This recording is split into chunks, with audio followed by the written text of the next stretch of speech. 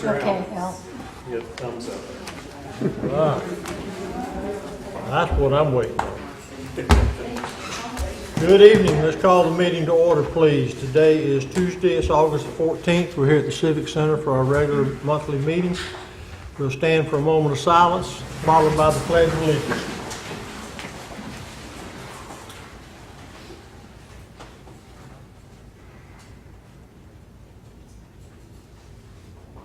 Thank you. Pledge allegiance to the flag of the United States of America and to the republic for which it stands, one nation, under God, indivisible, with liberty and justice for all.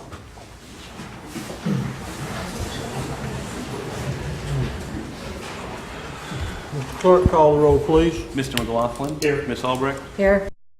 Mayor Kathy. Here. Mr. Wallace. Here. Mr. Putnam. Here. Thank you. I don't have anything at this time. Bill? No. No. Nope. Nope. Citizens' comments. I think everyone knows the routine. Mr. Mully? My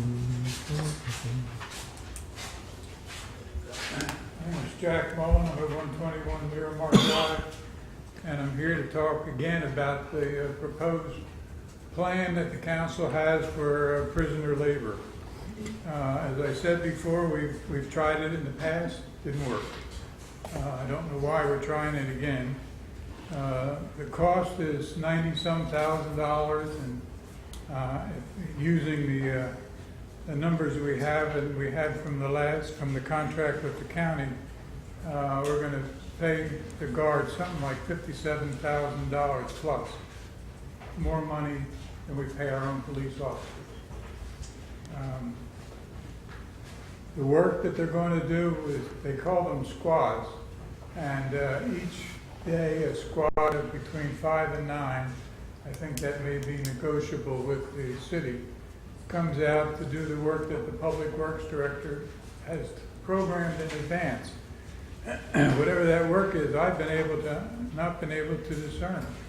I could understand it if we had a hurricane and we had a lot of cleanup and people could do that. But to utilize 5 to 9 unskilled workers every day, I just haven't heard anybody say what that kind of work is going to do. There were some comments made the last time that there were good prisoners. I don't consider that a compliment. Seems to me we shouldn't be expecting that the Green River murderer is going to be working in a chain gang out here. So to me, it's a negative or not even that. We also said that we're not going to have these prisoners work on the beach. Well, why not? They're not suitable to work on the beach. They're certainly not suitable to work in our residential neighborhoods. In summary, we have a very family-friendly town that we tell everybody how wonderful we are, and we are. And it just seems to me to be foolhardy to importing prisoners into our town. And I hope the council sees fit to not spend that $90-some thousand. I would dread the day I come over the bridge and there's a big diamond sign saying prisoners working ahead. Thank you. If anybody has any questions. Thank you. Come on, Lisa. She come on, Bobby. Come on, Lisa, get closer. I'm not going to take long. I was going to talk about this, but I could not say anything better than what Jack Mose has just said.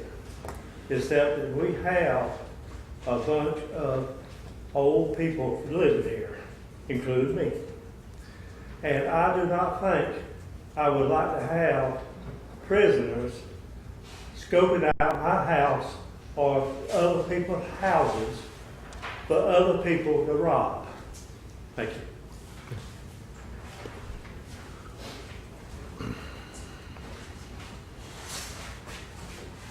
Lisa Logan, 402 Maryland. On a totally different note, I simply want to thank the City Council for getting new, better microphones. We can actually hear in the back as long as Bill will remember to point his voice in the right direction there.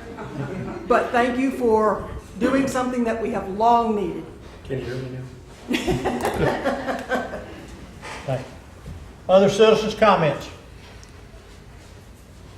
Your time. Okay.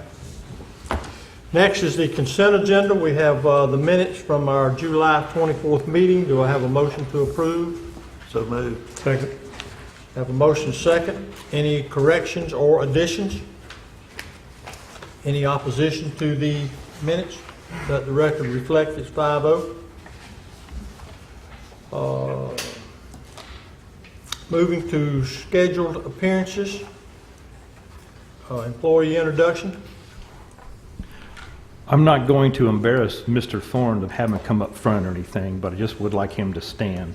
Mr. Fred Thorne is our new code enforcement officer. And so far, he has performed an admirable job in just a short amount of time. Fred, stand up.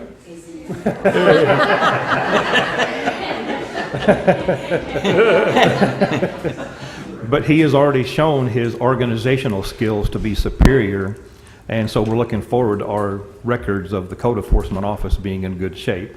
But it does take time to get there, and he's working diligently to do that. He was working on folder labels and all that stuff the past couple of days, so wow, we're impressed so far. So by all means, that's the face you'll see when you have someone come a knocking. Thank you, Fred.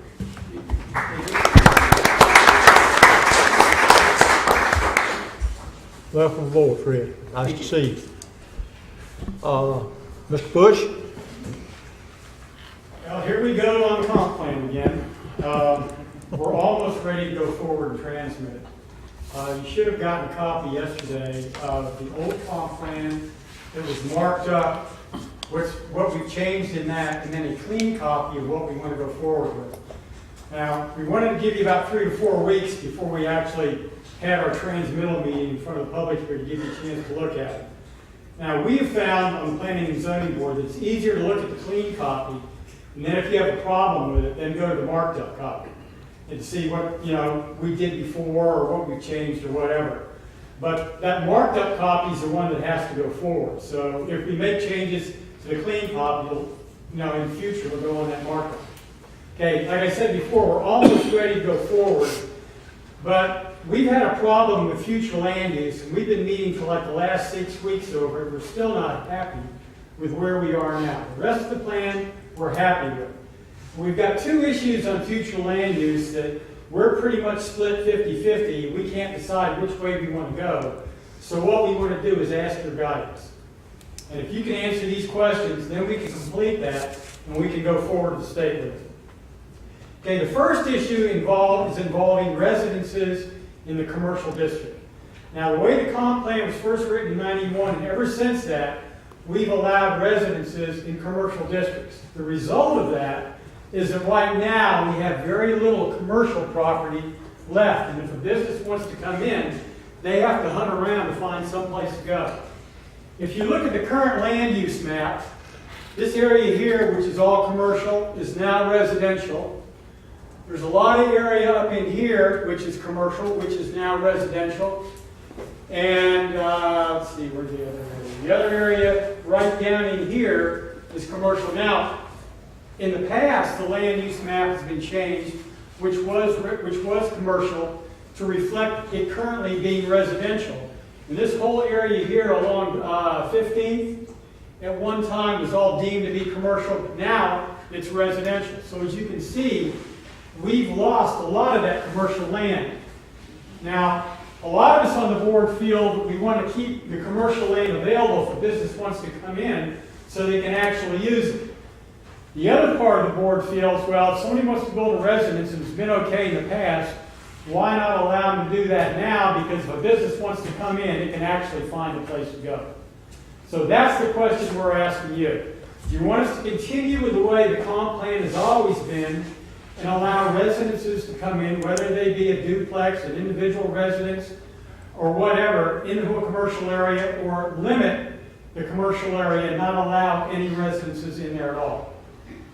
The second question involves this directly too, is that if you do want to continue to allow residences in the commercial area, okay, do you have any problem with allowing a business and a residence in the same building? This hasn't been addressed in the comp plan before. But if you look at a lot of the cities, you might find like a mom and pop restaurant on the bottom floor, a liquor store on the bottom floor, a small business on the bottom floor, and then the upper floor, that might be where they live. So we'd like to get your feeling on whether or not this is okay in Mexico Beach. Okay, so that's the issue that we're really kind of arguing about right now. And that's where we really need your guidance. The second issue is something that hasn't been addressed in the past, and we feel it really needs to be addressed now.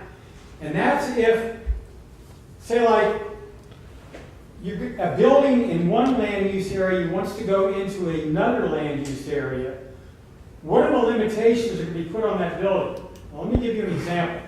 Let's say we have a low-density zoning building, a single-family home that wants to go into a tourist commercial area.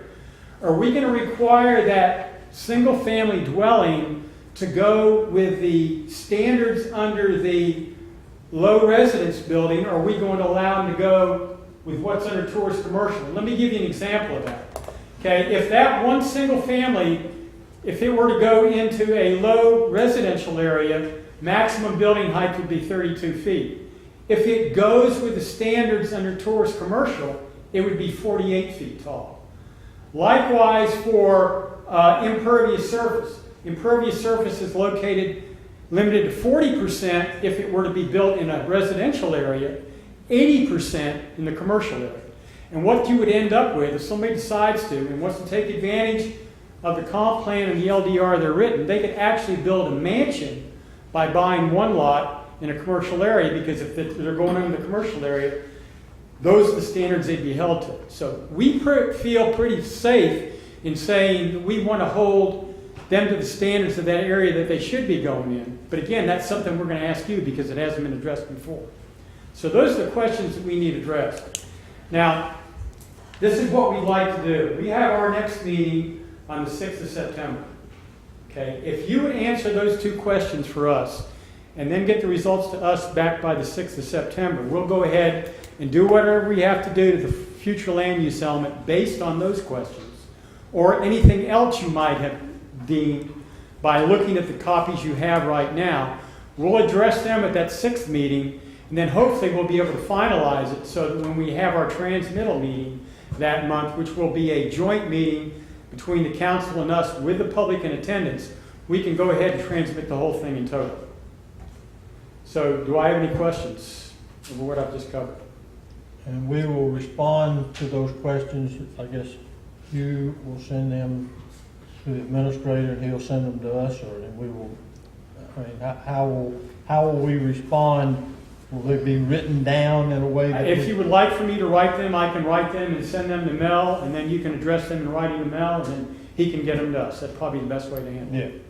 But we really need that because we've been digging with this for 6 weeks now. Yeah, I and think we that just would be can't the agree best on it. way for us to respond to that, is you to him and us back to him. Okay. Anything else? All right, thank you. I do have a question. Sure. Because the last part, you mentioned about, you gave an example of where something was built residential in a commercial area. Yes. But that is addressed in the LDR, in the comp. We couldn't find it. It's definitely not in It the has comp to plan. conform to the residential standard. It's not in the comp plan. If it's in the LDR, we couldn't find it. To clarify, it's in the LDR, but it's not in the comp plan, so the comp Yeah, I plan... said that backwards. You're right. It's in the LDR, but not in the comp. Okay, so if you want to retain it the way it is now, then we'll put it in comp plan because it needs to be. Okay, in but the it comp is plan. in there. If Okay. you go residential and commercial, you conform to the residential. Because we looked and we couldn't find it. That's Okay. why we raised the question. All right, thank you. All right, thank you. Appreciate your work. Mayor, if I could, Yes. a quick comment. I haven't really been involved so far. We've been keeping expenses down low, but I would like to take a good thorough look at the changes, because the main thing I want to focus on is the idea that if you take away very many development rights from what someone currently has, you're probably going to see some challenges, some complaints, maybe some good challenges. So we want to be very purposeful. If we're taking away rights, we want to really know we're doing it, know what's important, and know the risk involved. Because if we're doing a lot of that and it's not on critical issues, we're really opening ourselves up to some liability. Okay. Well, I didn't notice, but was he sent was Nick sent the, Not aware marked that out? I'm not aware that he has, but I'll make sure that happens first thing in the morning. He has been as of about 5 seconds ago. There you go, Nick. Speed read, Nick. You took that class, didn't you?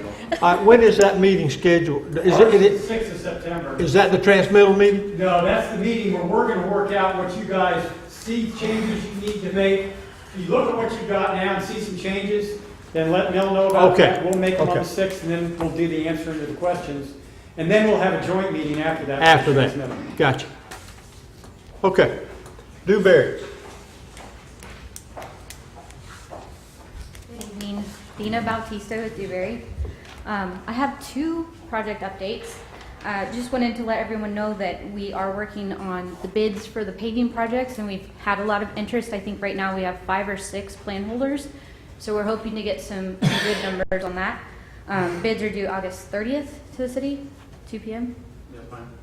And then the other project update is we got correspondence from DEP regarding the beach restoration project, and they are currently drafting the permit to move that forward.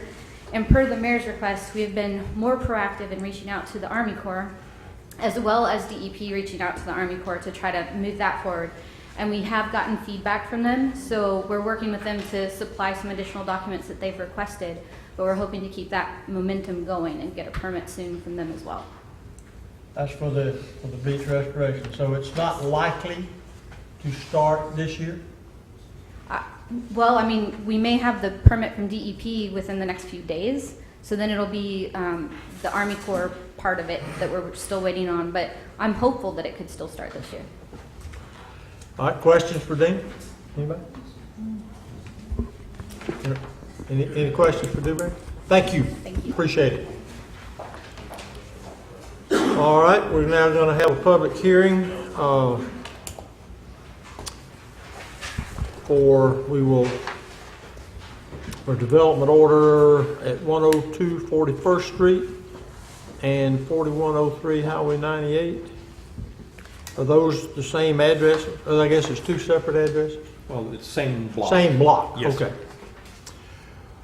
All right. Do we have a presentation about what that did? Just a overlay, just a quick? Yes, sir. Okay. On the screen, you'll see just a quick a map of what it looks like. The engineer for the project is here, so he could probably better explain more of the details. So, Lance, if you want to get up and speak a little bit.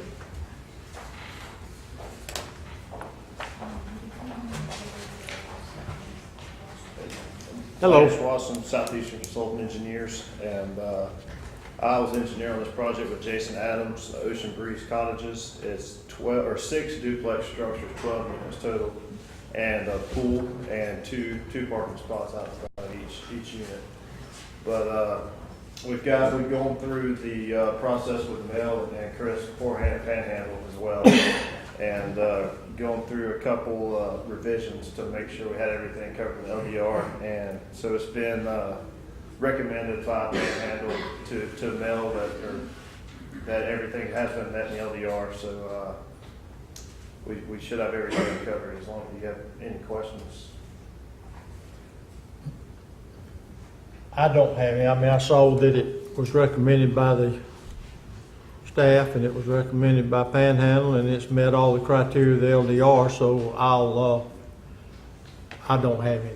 I brought you guys some plans too, if you didn't have any in front of you. If you want to see any, I've got them. We've had those by email. We got a layout earlier, Okay. several weeks ago. So do we have any questions? All right, I want to open it officially now as a public hearing for the public to have any input. That's on this development? Any comments from anyone? Any comments on, all right, we'll close the public hearing and we will go to the table. Is any questions for the engineer or for any? Nick has one. I do have one comment. Yes. And it's touched on in the written materials, but I just wanted to emphasize it. During the process of this project being designed and put together, at an earlier point, I think the intent was sell off the individual townhomes, like individual lots. We don't have a plat yet that we would be considering. So at this point, if you approve this development order, what you're really approving is more of an apartment kind of scenario, but you may get a plat presented to you at some point in the future, which you will have the discretion whether to adopt or not. The issue being that selling off individual lots is not really how this has been done so far. Mel's made that point to the applicant, and I think that was discussed at the planning board as well. And that's 2 parking lots per duplex? Two parking spaces. Spaces, sir. I mean. Or, well, not per duplex, per unit. Question. Where, on your plat up there, what's actually the front of the front door? The front is, that's the brick pavers where his mouse is now. That would be considered the front door, okay? As you go to the site plan, that's the landscape. Yeah, that's the landscape plan. Well, it still kind of answers my question. The other question I would have, out of curiosity's sake, because it's come up fairly recently, where's the garbage? Sorry? Garbage cans. I was thinking the I same don't want to thing. get in an argument Well, after the there's fact. adequate space between every one of these units to put. Okay, is that space owned then by the community? It's Yes, sir. community space. Yep. So they could put them at the back and people could get it. Right, yes, sir. Or between them. Or between, on the sides. There's 10-foot separation between the units. or Okay. between the- Well, we've had such a discussion, lengthy discussion on garbage. I think that's a good point. Where were you planning to put the garbage can so it falls within our? Right, and I think a lot of times too, the discrepancies come when there's more than 2 units, and there's central units, and here we don't have that. Will you be providing racks for them, or is that? Sir? Will the builder be providing, in essence, garbage racks? Sure, whatever he I'm needs just to do to asking. comply, yes, sir. Just asking. Yes, sir. I want to go back to Nick, please. And I had underlined that under the analysis of this. It says, I'm not sure that I understand that a unit cannot be sold unless the owner goes through the replat process. Why couldn't it be resold? The way that the lot lines currently exist on this property, they don't coincide with where the boundaries of these townhomes would be. It would need to be redone so that those match up. And the only way to sell, re-subdivide and sell off individual parcels would be through the platting process. And I have the feeling you may see that coming. I think what happened, I only got involved in this very recently, but I think what happened is the developer got far enough along, they wanted to continue the application they had in, despite realizing that they probably would prefer to have it platted.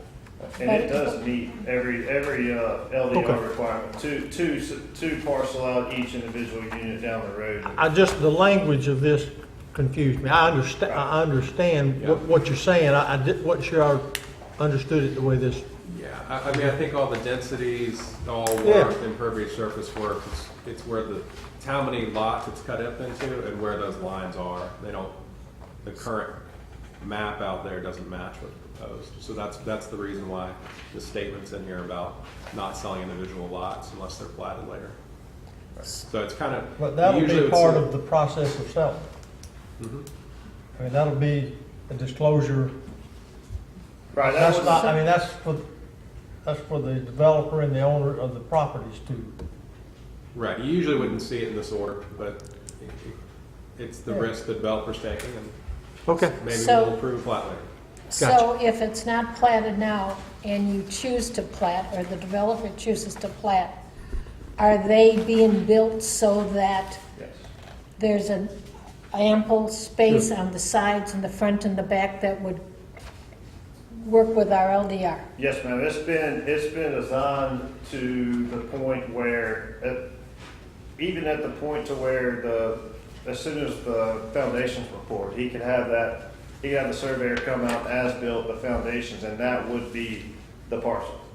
That would be the individually owned parcel once they went through the planning process of getting individual parcel IDs for the units themselves, and the rest would be HOA property.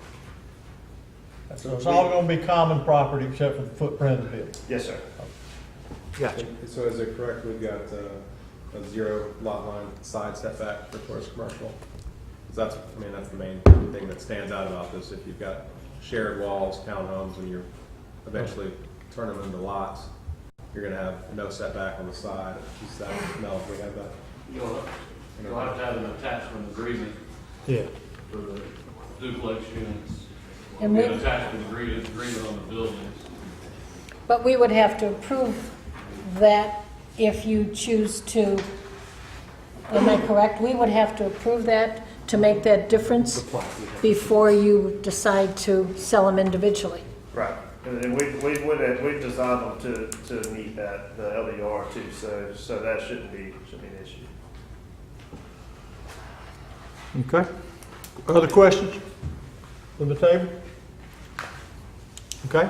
Can I speak on that? Sure. One question? Absolutely. I'm Jason Adams. I'm actually the owner of the property at 4103 and 4102, or whatever the address is. I just wanted to, I've talked to my attorney and to verify with his comments that, yes, there would have to be some sort of plat process that went through the city. Basically, if you look through the plans, the site plan that you're seeing is the preliminary plat. Once I talked to Charles about it, he said, yes, that would be the best thing as per some Florida statutes to go ahead and do. Also on the same note, as we started this project, me and my wife Christina, our goal is to keep the units. But we strictly followed the LDR per the density, the residential setbacks, all those things, and doing the multifamily in the district so we could sell them. And like he might have said, this just kind of came up in the end. I mean, like I said, we'd sit here and say, yes, we want to keep them, but any person in their right mind would want to make sure they do the right thing in case you have to sell them. I mean, because if I wasn't gonna sell them, I could have went in there and just lined up a bunch of units and called it a hotel.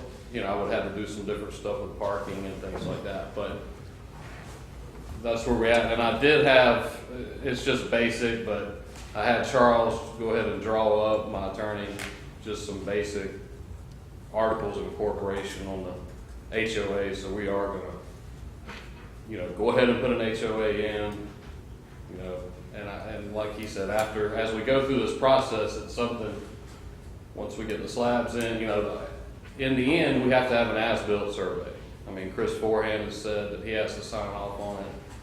So everything has to be surveyed, stormwater, everything that's there has to be gone out and identified and has to look just like these plans. So, and that's where that's where we're at with it. So, any other? No, my question was, I don't have a problem as long as it fits in our LDR.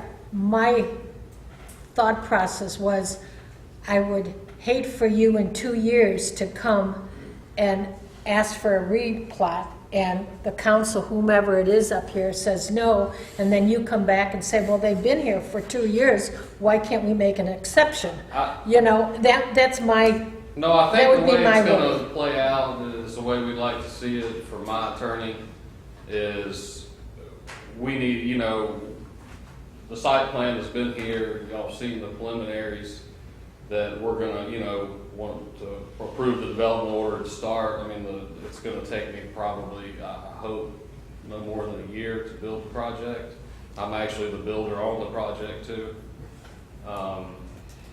So during that time, you know, whatever we need to do to, you know, and I would think by the end of the cycle, when they're done, and we get the final surveys, that will be presented with HOA, full HOA documents.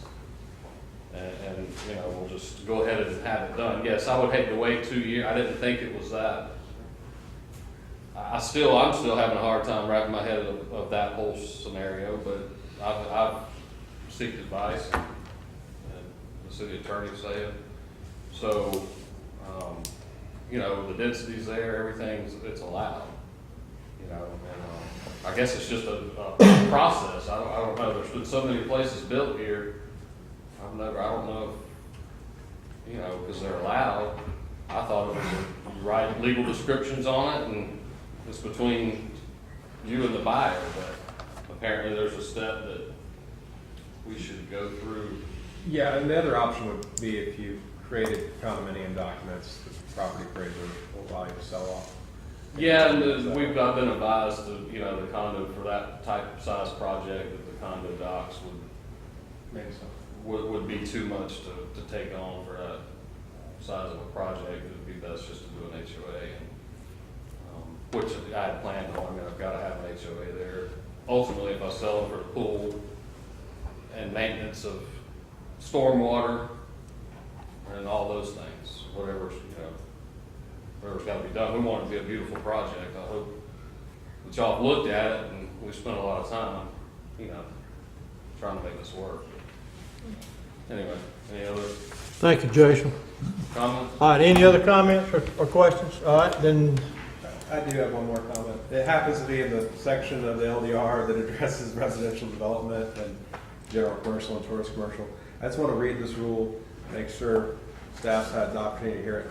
I've never had to apply this rule. I haven't actually helped the city with any townhouse approval, so just want to make sure this fits. So this is under setbacks, and it's for the section for residential development standards, structures developed or redeveloped in general commercial and tourist commercial land uses. So this is tourist commercial. Setbacks for the perimeter of the entire tract for residential only structures built in general commercial and or tourist commercial land use districts shall remain as front 20 feet, side 7.5 feet, rear 10 feet, and corner 20 feet as set forth in section 30103 of the LDR. However, the interior side setbacks between residential only structures where there is more than one multifamily structure contained on the tract shall be 5 feet for each structure. So I'm reading this, and it's one of our rules. It's not crystal clear to me. If we're talking about you can have attached units, and these are the setbacks between those buildings that have attached units, I think they're fine. If this is meant to be a setback between individual units that are sold off, you can't really do multifamily. So, but I did want to just raise that issue. I believe the intent is that it's between the individual buildings, not the units. So I think you're fine. I would imagine staff's looking at it. What if they went with individual plots? So let's say the 4 of them down there. So there's 5 feet between those 4. Not on the edge, but 5 feet between the 4. There's actually 10. yeah. Okay, but if they went with individual plots, so wouldn't that follow the 7 feet on each side of the building if they're individual then? Not for multifamily. Couldn't be multifamily. Or would it still stay? Multi-family building. It would be a single family. Well, the more I read this rule, the more it seems like it's envisioning what they're doing. And Okay. It's talking about the setbacks between multifamily structures. Okay. So, Okay. I think, sorry for. Okay. No, that's all right. No, that's why we're here, to get all our questions out answered. Thanks. All right, so we're going to close, is there any comments from the public? Okay, we're going to close the public hearing, I think I did that once, didn't I? We're going to do it again. So we'll bring it back to the table. Chair will entertain a motion. Couple of chairs. How does this motion read? Just to approve. Well, I'd so move. Second. We have a motion and a second to approve the development order. Do we have any discussion? Call the roll, please. Mr. McLaughlin? Yes. Ms. Albrecht? Yes. Mayor Kathy? Yes. Mr. Wallace? Yes. Mr. Putnam? Yes. Okay. All right, we've done the public hearing and we've done the deliberation. So, we are moving to Chief Kelly. Good evening. Good evening. For the month of July of 2018, we had 31 days. During the 31 days, we had 452 calls for service. We conducted 3,811 building and business security checks. We conducted 93 traffic stops, of which the 67 resulted in warning citations, 15 were actual citations, and we made 11 arrests for the month. And just to cover some of the areas, and I'll go over the rest and how they break down. We had 15 suspicious person calls, 14 suspicious vehicle calls. We had 54 information reports from the public in regard to activities going on in and around Mexico Beach. We had 1 report of lost property, and we recovered 5 properties from information that received from the public. The breakdown of the arrests for the month: we had 2 driving while license suspended. The operators had knowledge that their licenses were suspended. We had 1 marijuana arrest, 1 disorderly intoxicated person, 1 cocaine with marijuana possession arrest, possession with intent to sell, providing false information. We had 1 driving license suspended with possession of marijuana with intent to distribute. We had 1 immigration customs enforcement hold after a traffic stop resulting in the individual not having a valid driver's license. We had 1 criminal mischief arrest, 1 resisting arrest with violence, and 1 DUI that resulted from a traffic stop that the person had an improper tag. This time last year, the call services were 341 calls. So far this year, we've had 452 calls. That's an increase of 111 calls from last year. We're also having, how do I say this? I requested that we not use our patrol phone as the contact telephone number. It goes through Bay County Dispatch. I've asked that the number be rolled over to the Bay County Sheriff's Department, so when a report comes in, it goes to a recorded line, so it's actually documented. So we passed out the number to the Bay County Dispatch, trying to get away from the patrol phone.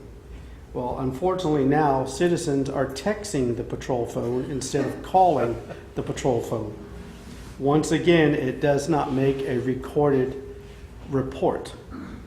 So I'm asking again, before we actually roll the number over, so there will not be a patrol person on the phone. The 4700 number is the number that the public calls. Unless it's 911, then you notify, obviously, dispatch through 911. So the patrol phone is for the officer that does not have a issued telephone. And because the officer should not have to use his own personal phone to conduct business. That's the purpose of the patrol phone.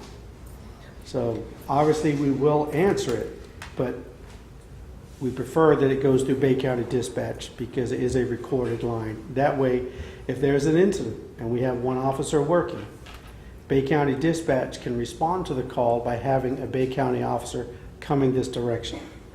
We had an incident last year where somebody had called in about a 6-foot yellow duck on the beach, surrounded by beer cans. And the officer did not answer the patrol phone because the officer was aiding a medical victim with CPR. And there was an issue that the department did not answer the telephone. Had that caller called Bay County Dispatch, they would have been able to send another officer this way. So I don't mind answering complaints. It doesn't bother me at all. but I'm asking that some common sense be put in place. If you're calling for assistance, we want to get personnel there to help you.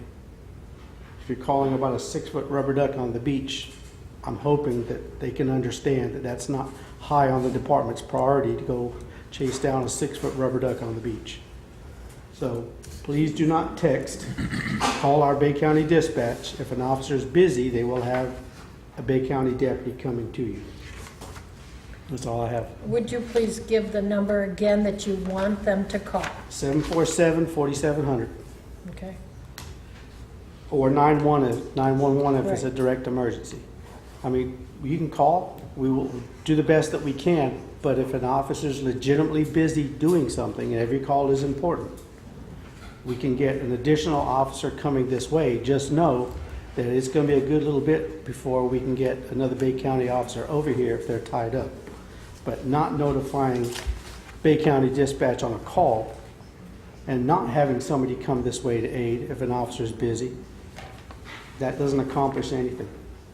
You know, if an officer needs to call you back, they'll call you on the patrol phone. Thank you. Okay. Questions for the police department? Thank you, Chief. Fire Chief? Yes, sir. This month we received our official ISO rating of a 6, so that's officially in place now. That's what we expected, so we don't know when our next audit will be, probably 3 years from the initial audit, which is 2 years from now, roughly. We're working on several grants. Obviously, our budget didn't include tons of new equipment. The idea was to fund personnel to get the ISO rating, so I made a commitment that I would continue to work on getting grant money to fund this. We're looking at getting another 5 SCBAs like we got last year. That's $30,000 value. To get a second set of the extrication equipment, or people refer to them as Jaws of Life for the new truck, we're looking at a Firehouse Subs grant. It looks like there's a decent success rate if we continue to apply every quarter for that grant for 3 quarters in a row. So we've already applied this quarter, and we're going to stay on it in hopes to get that. That's a value of about $31,000. We've also submitted lots of small grants. We got a laptop last year. We're looking at getting a tablet to check out the truck with every day. ISO requires some of these things. It's small money, but it saves the city from having to pay for it. And that was our commitment. The station's 100% finished. They got the sink going today. So if you guys want to stop by, it's still a little disorganized as we had pulled everything out, put it back in. And one of the previous volunteers, Kelly Matty, he's a major in the Air Force, just informed us that there's a warehouse at Eglin full of equipment. I have the trailer hooked to my truck, and I intend to go first thing in the morning to get whatever we can. And if we can't use it, we'll reallocate it out to other departments. It's a bunch of stuff. I've seen the pictures, and it should save us some money in the future. Everything's on track. Like I said, we developed a 5-year plan. We don't want to come to the council with anything else. We're going to keep our commitment. We've got the ISO rating down, so right now we're just staying on track with everything, and no real issues. We've been decently busy this summer, but with the full-time crews, it's nothing they couldn't handle. So, Well, I'd like to publicly thank you for your hard work to get that ISO rating down. thank you, ma'am. We needed to have it done, and we needed to have somebody be in charge of doing it. And it hasn't always been easy, and you've had a lot of opposition sometimes, but I want to thank you for working diligently for Mexico Beach homeowners. We appreciate the council's support. So. All right, questions for Fire Chief? Thank you. Public Works?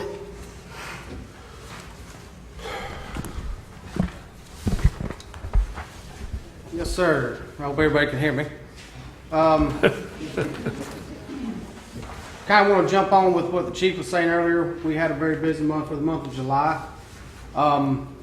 We had 55 locates for the utilities departments. If you look under rereads in Gulf County /Gulf County at 204, we expect that to go down. We've replaced a lot of the registers in the meter that have gone bad. So we expect that number to fall down next month. Just over 14.5 million gallons. If you go down to Public Works, that number usually isn't that high. We had a lot of calls for service during the month of July, as you probably can imagine, but they did a good job. Only had to dredge twice. If you go down to the sanitation department, please see that they picked up 626,300 pounds of garbage which is an increase of 142,960 pounds from last year. So those guys, you know, they really did it. And they'll tell you they felt every ounce of it too. I never know if this is the right time, but I just wanted to mention that last Friday we had a 14-inch force main break out on what we call the Tyndall Stretch, going back out of town. We were able to get that fixed. We don't know why or how it happened. We got our suspicions, but no way to prove it.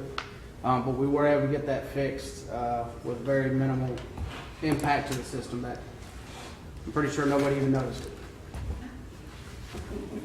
Just word of mouth, thank you. Yes, ma'am.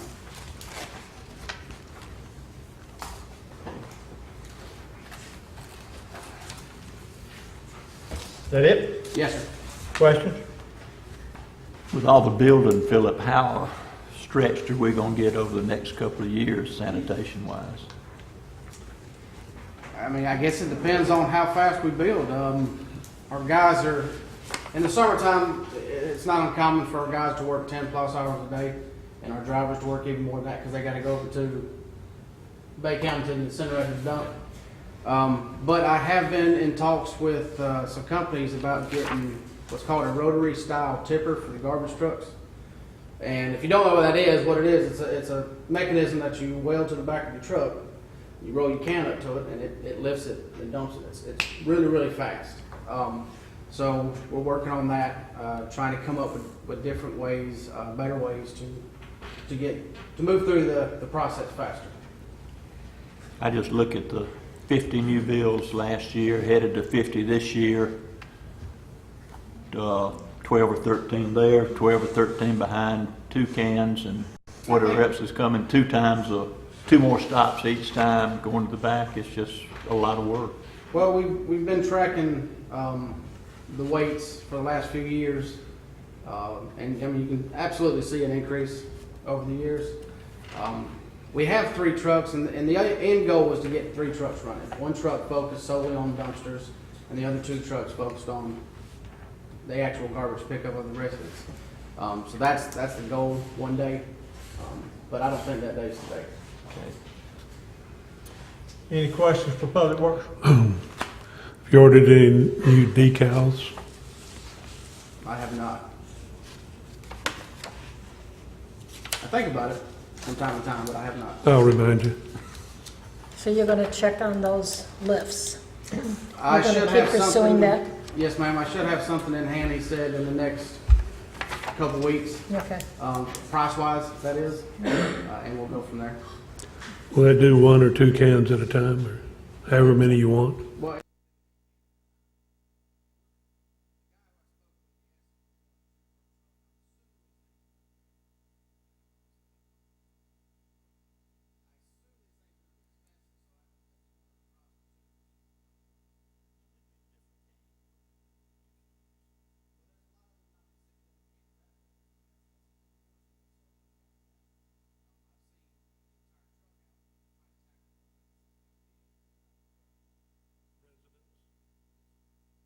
Illegal. it is, Why do we pick it up? because we don't feel that it's going to be a smart move to just leave it out here. I think it might be a smart move if people got the right size of the can. Well, we did we did a little thing a couple years ago where we made up stickers and we put stickers on trash cans to try to get the word out to people. Hey, your can's out of compliance, or your can's broken, needs to be replaced. I would say it worked a little.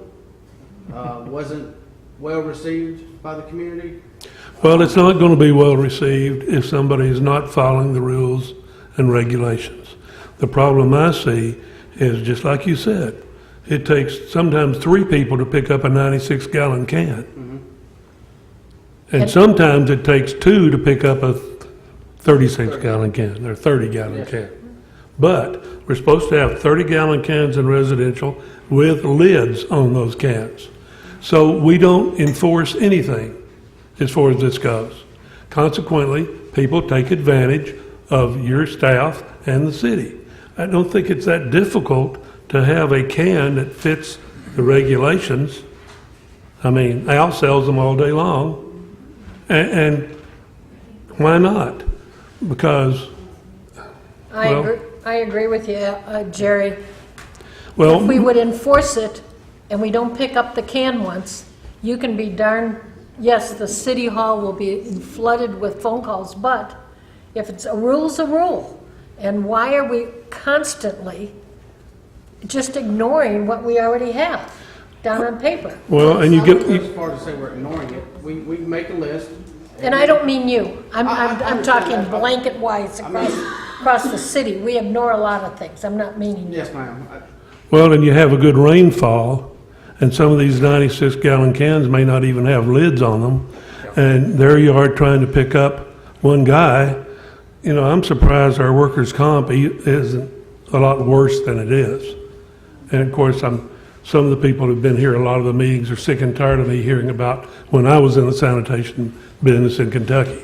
But I'm going over this again, because that's the same thing we ran into there.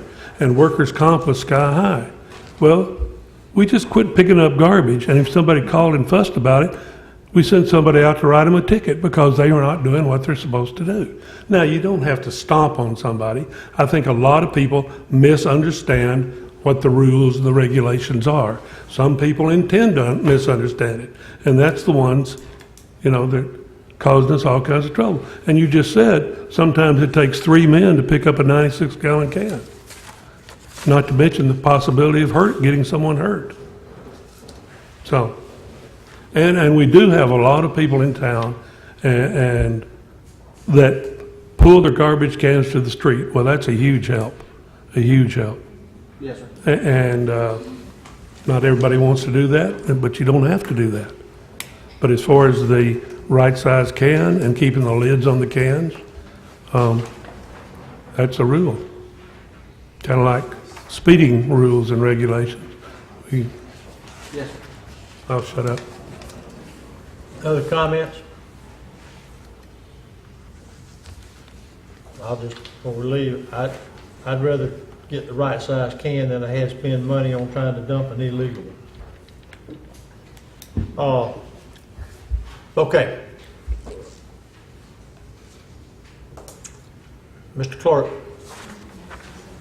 All right, the monthly report for the month ended in June 30th is in your packet. On the second page, you'll notice every single account is in the positive. We haven't been in the positive in every account in a few months, but everything is closed out, balanced out. You'll see a significant increase in the general fund operating, and that is we've received the final grant payment from the canal project from last year. That project is entirely closed and all of the money has been received. Also, beginning this week and next week, I'll be finishing the final closeout submittal for the CDBG housing grant. That's on the downward swing. Something for the public, everybody probably knew that we had a public hearing scheduled for the first hearing of our budget early in the work week of the 10th of September. Our budget hearing was scheduled on the same day and time as the county, so it has moved to September 12th, which is a Wednesday at 5:01 p.m. The trim notice will reflect that date, so it won't be a surprise to anybody. The last thing I have is just a reminder. Everybody knows I usually do a little getaway to Minnesota in between budget completion and budget adoption. This year I won't be going to Minnesota, but I will be departing next Friday and setting sail to Alaska for 2 weeks. So I will be out of the office from the 24th of August until the 9th of September. You taking your wife with you? She's coming along. Oh, okay. So no fun. And that's all I have. Question for the clerk on the budget? Thank you. City Administrator? It seems like we haven't had a meeting in a long time, but this is the rare part of the year where we've had 3 weeks between meetings. One of the things I was tasked with at the last meeting was to come up with a new form for special events for their applications. I had the occasion to speak with Wiley Petty this afternoon, who does a great job for that committee, and the committee as a whole does a great job for the events that they hold for us. But the new form is as follows. The front page, of course, is a cover sheet. The second page is very similar to the old form, except that all the language that was nefarious has been taken out. Again, this is just like the other form. Then when we go down, I understand this is the only thing that is a bone of contention, where it says, are you providing security, yes or no? It says, if alcohol will be served, police must be hired. And that doesn't mean you gotta hire the Mexico Beach Police. You can hire a security company, things of that sort. The reason that was put in there is because the city, as you know, does not have liquor liability. So if we allow an organization to serve or sell liquor, that puts us in a grave disadvantage. However, that being said, if the city council wants me to delete that part for this particular form for that group, I'll be more than happy to do so. So, whatever you think. Is this the form for all applicants? Or for Just the special event. Okay, so is that what we're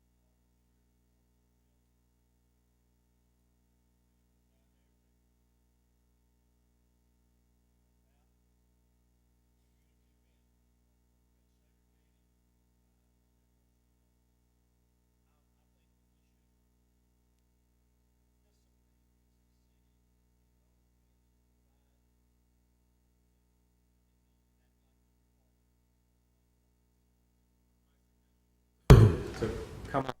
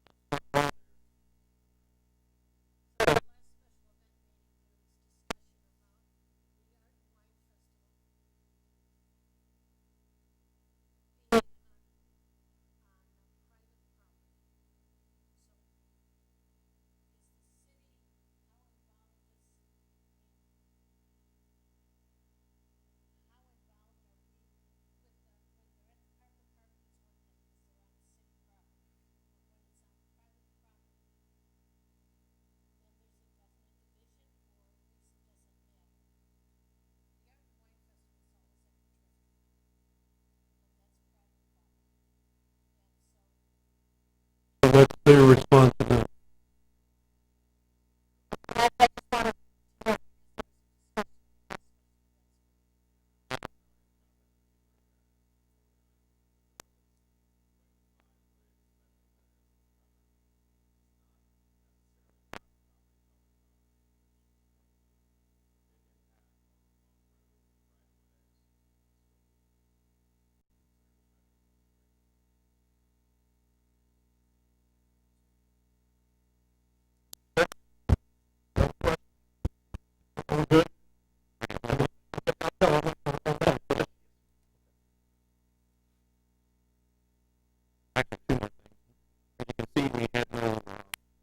New home building permits in July.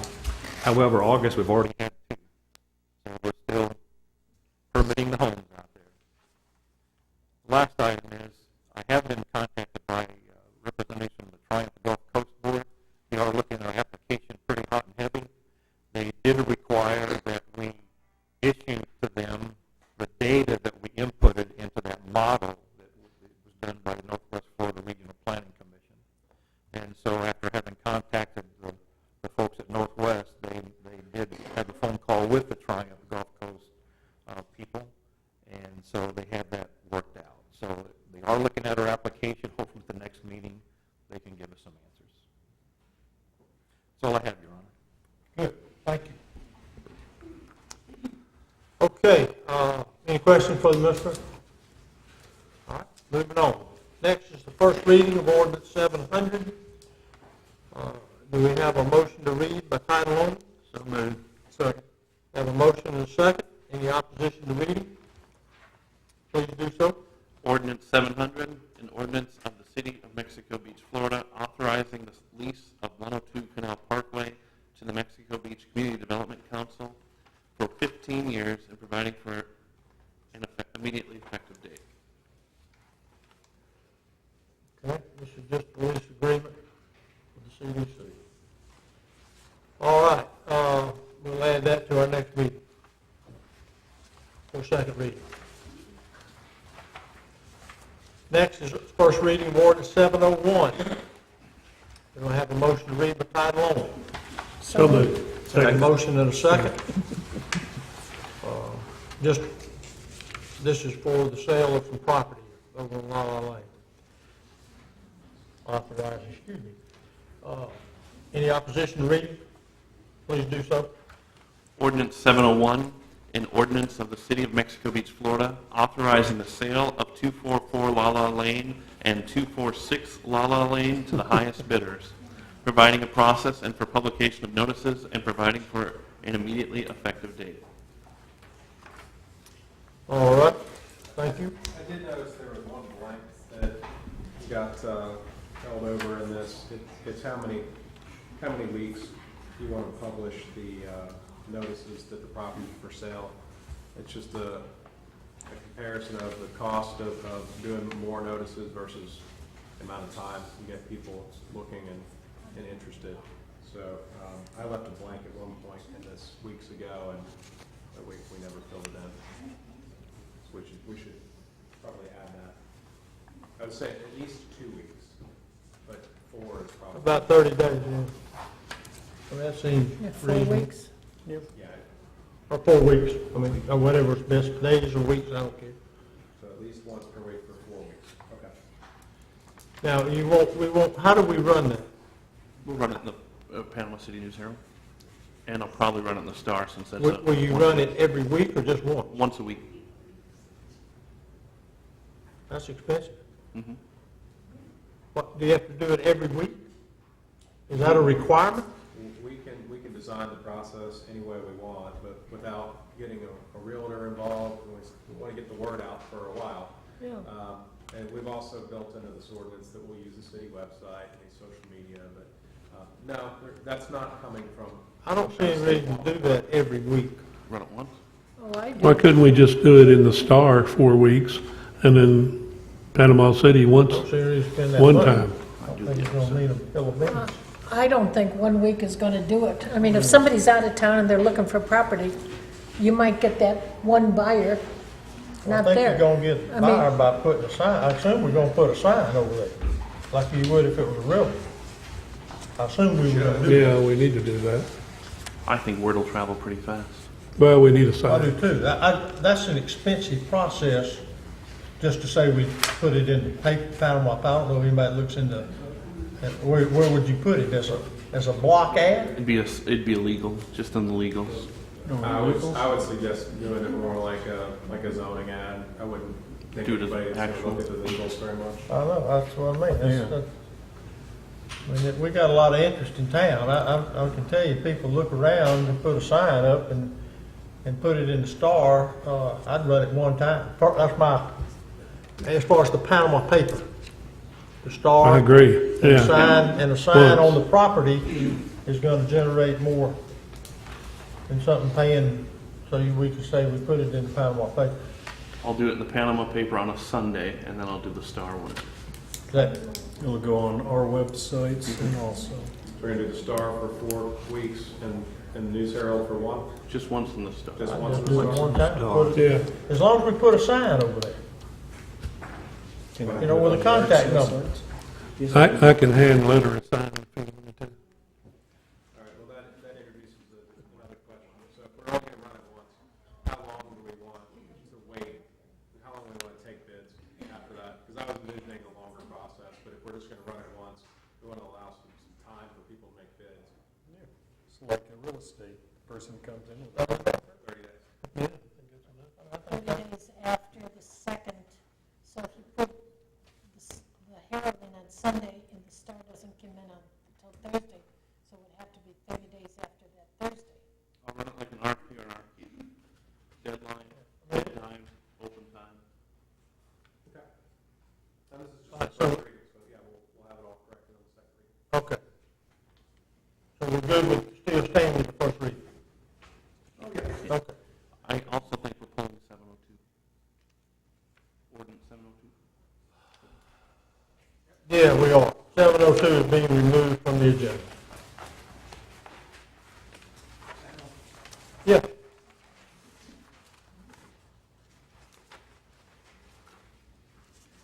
Bobby Hall, 315 Kemp Covered.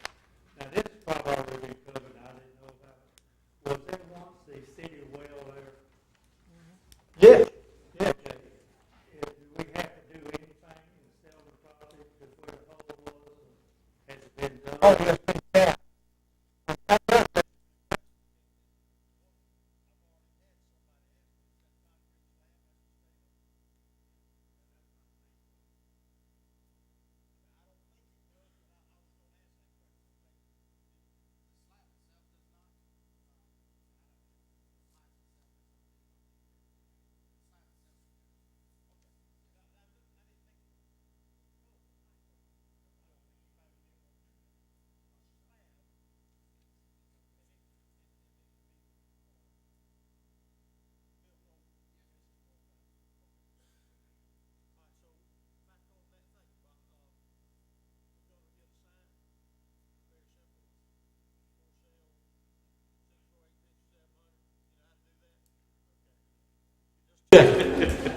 All right, 702 is being removed.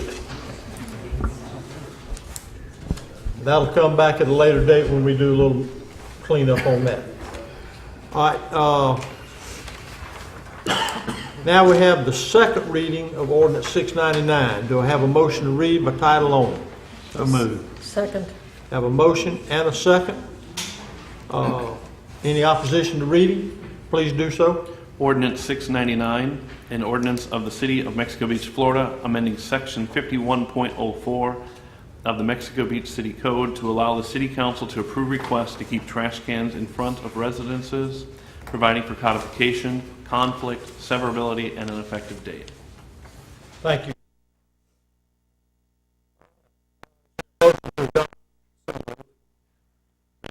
Motion and second discussion. I've got a discussion. 'Cause I'm confused.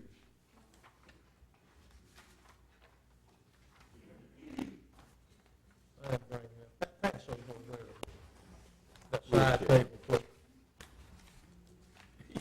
And the reason these pictures are being, pass those on around, there's not enough for everybody. You and Jerry look over it. Well, Rex and I, These pictures are on Highway 98, and they represent trash racks and trash cans that are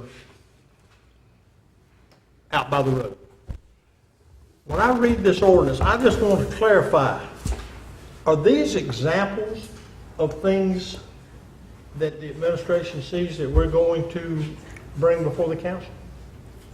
Are these examples of what would be brought? Without question, because the ordinance does not allow for trash cans in the front of your yard. And so what this ordinance is trying to do is to get a process whereby somebody can get permission to put a trash can in the front if that's their only avenue. Well, this is, I mean, there's many of these. Mhm. But are you Right. saying they're going to come to the city council? That's what you asked for, Al. No, no, I did not ask for it. No. Okay, I thought I heard that. These are examples of what, I was under the assumption when we talked about this, if there was a contentious, like the one that we got into on Pier Road, for an example, or the one down by by Dave's at the Coffee shop. the coffee shop. But these that are lined up, I mean, we got to have some horse sense here. To bring these to the city, to the city council, I discussed months ago that we were going to simply, if they were put back by the house, like many of them are, these are examples of just, they're not by the house. It's not whether or not they're in the front. I don't even know anybody that's even concerned about these as far as thinking there's a front problem. A lot of this came up during the one that got passed and didn't make it through, is where a lot of this started as far as these and others, because it stated very clearly that in that one, that if it's in front of the house, it's out of sync. And that's the reason, I think I mentioned it when we started passing this. That's the Pier Road you're talking about. No, we were, during the last ordinance that we put in place for a few months and then had to back out, that whole situation also came up during that process. And that was the reason in that ordinance, only thing we did is say, okay, to comply with the ordinance, if you had trash can where you couldn't place it properly in front of the house, then all they would do would be contact Phil and say, where do you want me for your convenience and your people, where can we set it? Phil would just had the approval to, in that ordinance, had the approval to say, we've got it down, so if Phil goes away and another one comes in and wants to challenge the ordinance that it's in front of the house, that paperwork could be pulled. And we weren't in it. It was just a process for administration purposes to allow these. I agree, it needs to be simple. And that was a simple process because in reality, this isn't in accordance with our I ordinances. know, why don't we just pick them up and put them back there? Put them back where? Put them back as close to that, like it says, it's plain out of view. Surely this council doesn't want things like, I mean, there's I don't have a problem with 75 of these. those that we're going, and it says here that an owner may submit a written request to allow, I mean, I surely agree. that's not the case. No, I agree there. That's the reason I wanted, and I got turned down because I suggested, again, let's do it the way we did. If a person is an issue with this, or the city has an issue with it, that Phil could go, you have it in the wrong place. Bill McLaughlin has mine in the wrong place. It doesn't work well. It looks like crud. Then Phil could, notify me, kind of like these big trash cans, hey, we got to do something. And in a plain, easy, simple way, then he and I would talk, and he'd jot down his records for 406 Fifth Street. Trash cans going to do something. I missed something because I don't remember all that. I remember this came about because of Mr. Pollock's being blocked with Caribbean Coffee. That's solely. That's what brought it up again. That's came to up take again. the pressure off of a city administrator. That was a contested, like Pier Road. That lady, Right. the people down there, that was a contested, hey, what do we do here? But Well, what do we do? What do we tell our code enforcement? And I'm not trying to be nasty. I'm just asking. you picked We that up and ordinance- said it's close to the house, that's separated from the house. I guess I'm Okay. trying to figure out, But isn't that the similar, though, if you take that, then you take the problem we had down here on Pier, and that is, they wanted to put it in front of their house as close as they could, and that became a problem. How do Well, we? it became contested amongst the Do we property have, owners. but do we have to wait for it to be contested before we try and make I something would hope simple? that and we easy? wouldn't ask them to submit a written No. request to allow trash cans. I mean, I can No, just- I agree and with then you. they're gonna From vote that that start, through, I- and that's gonna be a nightmare. I Well, agree they- with you from They that just point. need to have a conversation with Phil, Mm-hmm. one-on-one, and let Phil look at it. If then it's a problem, then maybe we Then need it to talk would about come in it. front, But Yeah, I thought we did 95%, that. I did that months ago, well, and they're still sitting right where they are. we're still picking up 96-gallon cans too. Well, then, Yep. See, I don't have a problem I don't either. with where these are at. I really do not have a problem where these are at. They're not flying around on the, they're all in containers. so you're saying separated from the house out by the right of way is okay? I don't have a problem. It's not out on 98. I don't have a problem with where they are. Well, that's not. Well, what if they can ordinance- set them at the back or Yeah, the but we side. don't follow ordinances to begin with. Look at all the ones that we don't follow. And so now we're nitpicking on a garbage can. Think about it. You know, I think we need to laugh about this, but we almost have short-term memory about the people that show up to this thing and want our city to look clean and neat and well-kept. It's one of the most talked about things in our city. And when it's so simple to fix, to me, So I like Jerry's, if somebody wants to come and move their garbage can, if they talked with one person and said, is this a problem? And they got their blessings, fine. If we, when we have a garbage can that's causing a problem, as it was with Caribbean Coffee, that person came and gave their concerns. And the council listened to what their concerns were. But I don't know. I don't think the garbage can thing should get involved with Fred Thorne. I think Phil can go talk with the individual if there's a problem and solve the problem. There's no point in bringing garbage cans back to us. Oh, I agree. I agree. And as Phil is doing this, maybe we can work on the 96-gallon cans. And the other things that aren't being done. I totally agree that the only way that a code should be, if Philip uses his discretion about that, I mean, we have to keep in mind the purpose of the sanitation ordinance was to keep things as most out of sight. So when you drive down a street, whether it be Highway 98 or 31st Street, that you don't, the first thing that you see is trash racks out by the road. That's all people wanted. They wanted them moved back. First thing you see when you go by these pictures are trash racks. That's what you see.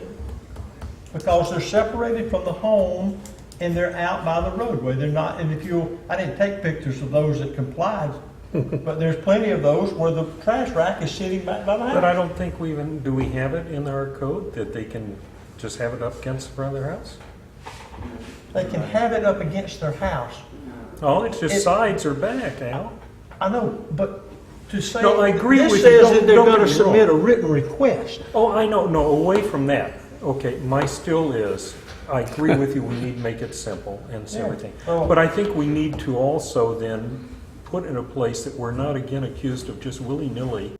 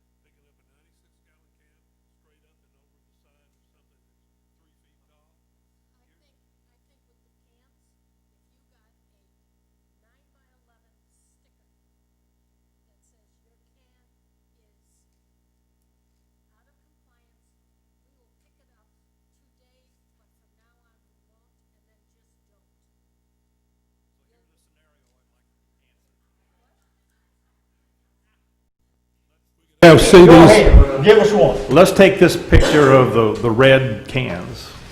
Let's assume that we talk to the property owners and Philip goes out there and says, you know, if you don't mind, we'll even do it for you. We'll move these cans back next to your house. That seems innocent until the neighbor says, I just read your ordinance. It says you can't have your trash cans in the front of the house. That's a problem. I've never had that happen. Go to 37th Street. Trust me, it'll happen. I agree. That's the first time that I have encountered, I don't see that we need to go jump through a hoop with flames in it, because we had one incident. Actually, we have 3. Well, it's all stemmed from one. Right. But I still don't see it getting to this table with some kind of written, I think that should No, be. that part I If it wholeheartedly can't be, that's what I'm saying. then it's a problem. Then it's bring a it in. problem, then you say, Mr. Code Officer, or bring them here, bring it here. Those you move it, somebody moves it back. And we have to remember, we're dealing with a lot of rental houses. Putting stickers on things, they don't care. Well, They're here for a week, they're having I a think good time, they don't That's care. true. one thing we haven't done in the past is make the people that are renting these houses responsible. And the people that are renting these homes, some of them are real estate folks, some of them are that just do this. I'm sorry, I'm supposed to be way back here. We'll move the mic away from it. Can you hear me, Lisa? Okay. I think part of the problem has been, we keep throwing our hands up in there and say, it's rental property, rental property. Well, that's not right to the residents that live here and do what they're supposed to do every time. So let's make sure whoever is responsible for that property, I mean, we all go by and see these rental places and the garbage cans, because these people left on Sunday morning, are pushed out to the street, and they may sit there till Tuesday. Well, somebody needs to let somebody there know, and it shouldn't be the city's responsibility, and it shouldn't be the residents' responsibility to have to look at this every day you drive by. And it happens all over town. And the reason it happens all over town, we're not communicating with the people that have the ability to straighten it out. It's not necessary to applaud. I don't know that we need any kind of official notice other than that we sort of tasked Philip. Let's just see what happens. I agree. Instead of getting, let's just see what happens. Hang on a minute, we don't get there, but are we good with that? We don't have to do this, but is what you'd like to have done, is they just come to the Director of Public Works, talk to him, if he feels comfortable with it, he approves it, if he's not sure or uncomfortable with it, then it could come to you? Yes. Yeah, but that's gonna have to be an extreme case. Yeah, I agree. I remember, I don't know, 6 or 8 weeks ago, a nice lady who lived in a townhouse came and. That's the Pier Road one Yeah. that stirred, this time. it stirred the, blood pressure, I think Jerry's word Right. used. Because Mel's correct, I mean, the ordinance says side or rear, it's not, I mean, the location within the front is not really the issue, it's can you put it in the front at all? Right, right. Well, At least the way it's written right now. Or I this, know. yeah. But it's obvious that there are cases along 98, if you don't put it in the front, you're gonna put it around on the back, on the beach side. We don't want that. I just think that I think Philip could do wonders by just simply getting them located in the most practical place. It's not an eyesore. Common sense. Now, that's not written that way, and I understand that, Mr. Attorney, but sometimes you just can't write everything down. But you're right, it doesn't say front.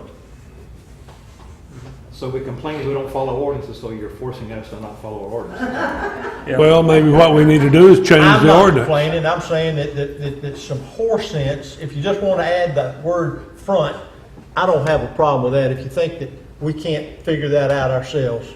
Well, the only concern I have there is if we hire a code guy, he's going to go by code, and then all of a sudden we get an angry citizen. I don't have a problem in doing something minor and writing it into the ordinance that exactly what we're saying, so that this common sense.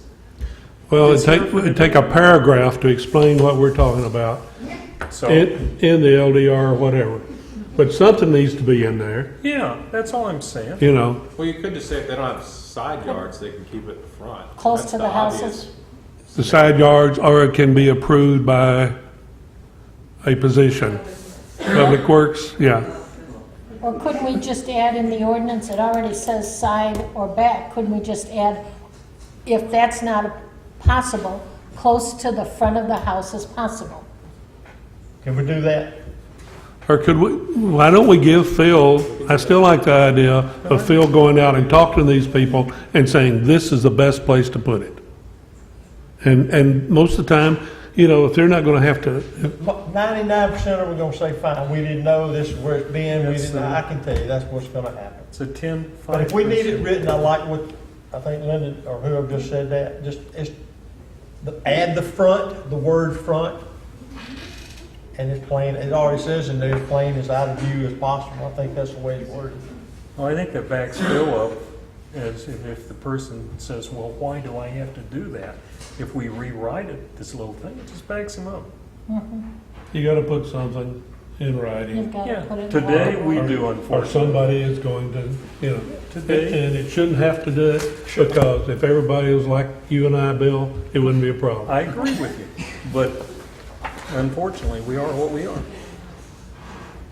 All right, so I will redo this. Hang on, we gonna get to y'all, I'm just, That's the code enforcer, he I has a lot understand. of problems. It will generally Don't make a bolt for the door yet, Fred, okay? if it's not possible to keep the can on the front, on the side or the rear, in the judgment of the Public Works Director, it can be at the front of the building, as close to the building as possible. That's it, that's all he can do, one sentence. what's wrong with that? Good. But that's fine. You didn't I want didn't to say change it, I didn't say it wasn't fine, Jerry. God. Hang on. Well, my blood pressure. But you're in the center, we can blame everything on you. I think Y'all that's, love these meetings, don't you? That's Come on. It makes them interesting. Come on. Tuesday. All right, Fred. I don't think Phil should go out and negotiate with the citizens. Right. I think that Phil should be working at a high level, managing his department. You've got me in place, and it should be me going out there and negotiating based on guidelines that Phil or Mel. How long have you lived here? Here, Yeah. it'll be a year and 2 months. The fact that you volunteered for that, I think you're right. He's a But I think it should be in the LDR, spoken just like our, that's our I agree attorney. with you, Fred. Like our attorney said, you know, one There you sentence, go, Phil. that takes Phil off of it.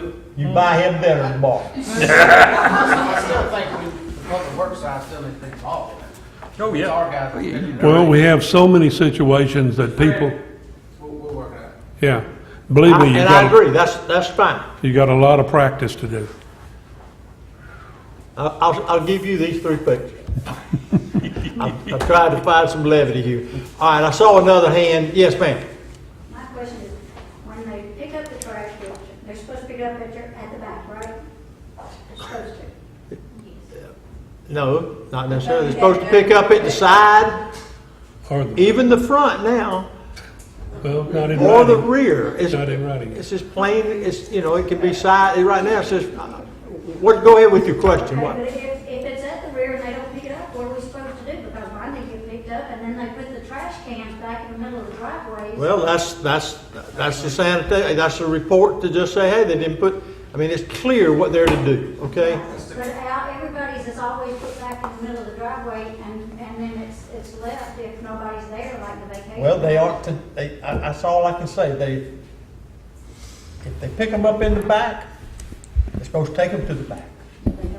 Well, I can't, I mean, go ahead. I just last week, I had a talk with the guys about making sure they put the cans back where they're supposed to go, make sure that we do everything that we're supposed to do, stop leaving them on the side road, stop leaving them in the driveways. And if your garbage doesn't get picked up, please call me. Yeah, I mean, we do a good job. We may have missed, I don't want to say we don't get it right, but We try to take it to the front all the time. good for you. We didn't this last week, we missed. No, See, they didn't pick you you up. tricked them. You tricked trained them. them. Not fair. But it was still there.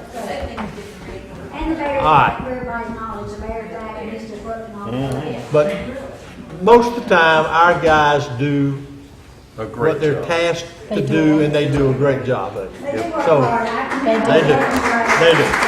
So, we just got 5 of us up here trying to tell them what to do.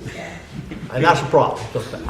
All right. Joe, you got one? Oh, yes, sir. Jim? Hey, we do the LDR rewrite.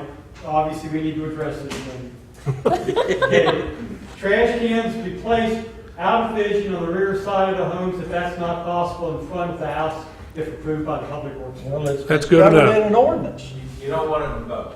Pick one or the other. That's right. I think it should be in the ordinance, not in that. Yep. I think it should just be in the Ordinance, ordinance. Okay. Yeah, yeah. Yeah, we don't want to complicate y'all's life anymore. All right, go ahead, Bobby. Do I need to give my name again? No, we know who you are. Okay. I was cited as one of the reasons for this getting started. Has anything changed on this?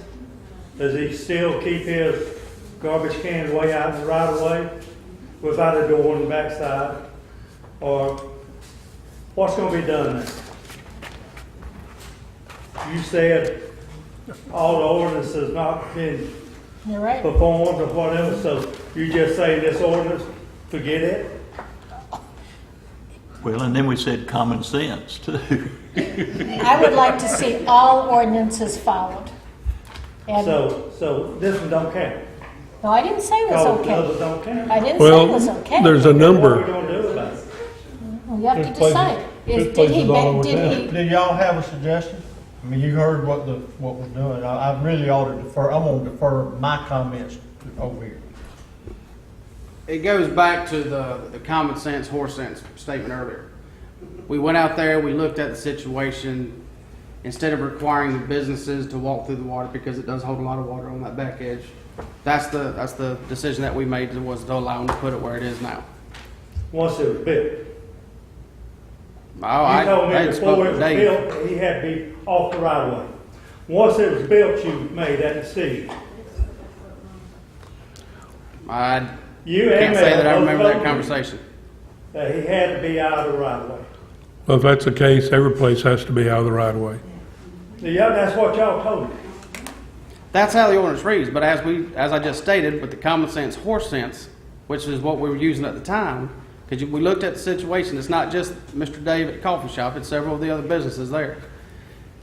Instead of having them walk through the water and losing a parking spot, we looked at the situation, and that's where we told him he could put it. Well, it's poor judgment. And that's what we're gonna run into with the horse sense, common sense.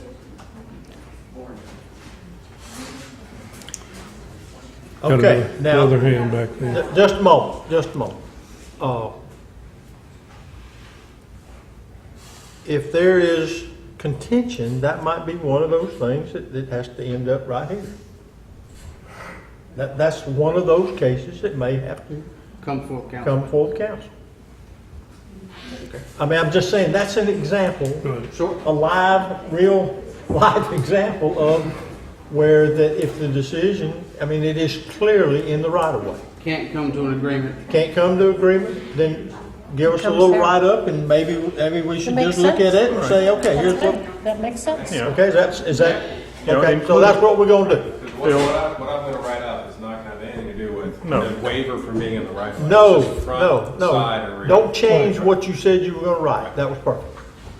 I saw another hand, yes, ma'am, come to the podium, please, I'm sorry, if we don't sort of keep it orderly, we'll be disorderly. Thank you, Rex. Man of a few words. Charlotte Howard, I live on 103 North 28th Street, and I'm directly across from where he's talking about the garbage, because it's those A-frame houses that are in front, and he's talking about one by the garbage shop. Well, I mean by the coffee shop. Mine's on the other side. They put one on that side, and I moved here before they ever built the buildings, and now it blocks my view to the road. So they tore it down one time, and they put it right back in the same spot. Because I said, oh boy, you're getting rid of this. No, we put it right back where it was. Okay, well, let's address both of those.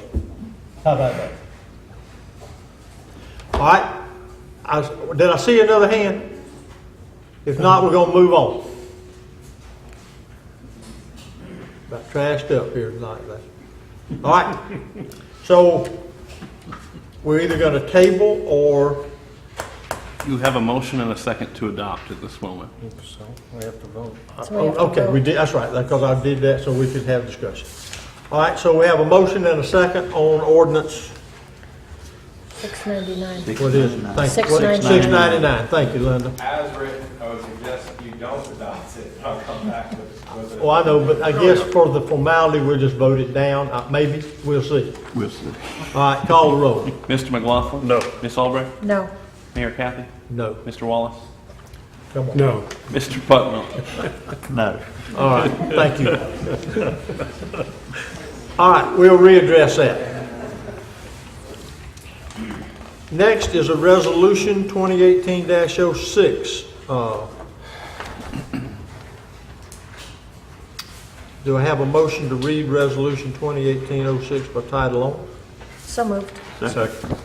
Motion and a second. Any opposition? Please do so.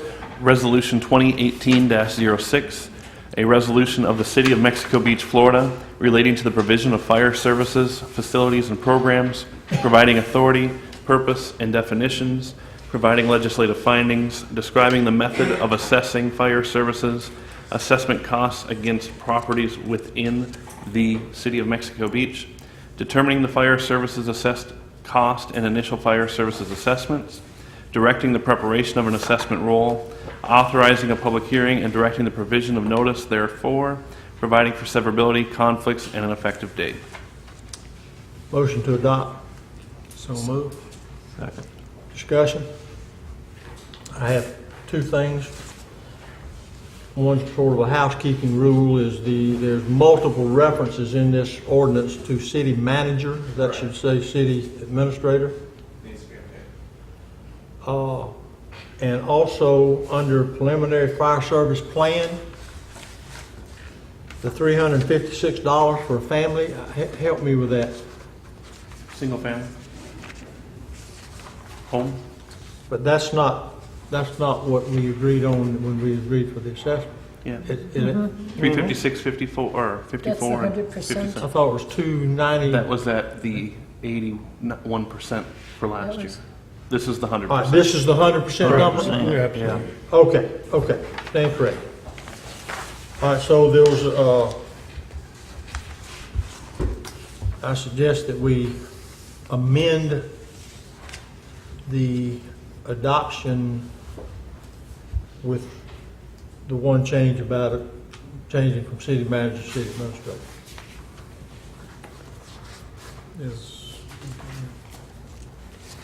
I mean, can you just make, I Sure, think you I'll make adopted. it. That's what I Just was with that, saying. just Sure, with that absolutely. amendment? Would request to amend it to city administrator. Okay, and did you second? Second. Okay. All right, call the roll, please. Mr. McLaughlin? Yes. Ms. Albrecht? Yes. Mayor Kathy? No. Mr. Wallace? Yes. Mr. Putnam? Yes. How many people haven't paid their assessment? 286 parcels. 286. Yeah, we're almost at 90%. What happens if they don't pay it?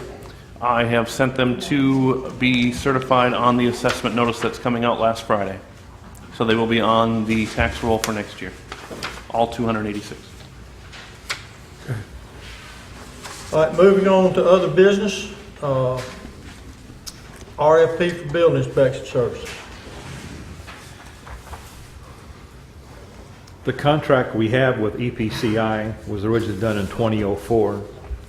And if you took the time to read it, you can see that it's nowhere even close to reflecting reality. So at one time, Mr. Creel had suggested we do a new contract with EPCI. Well, you can't do that. It's just not so simple as to do that. What you have to do, because you have scope of services in the original RFP from 2004, you have to change the scope of services for a new contract.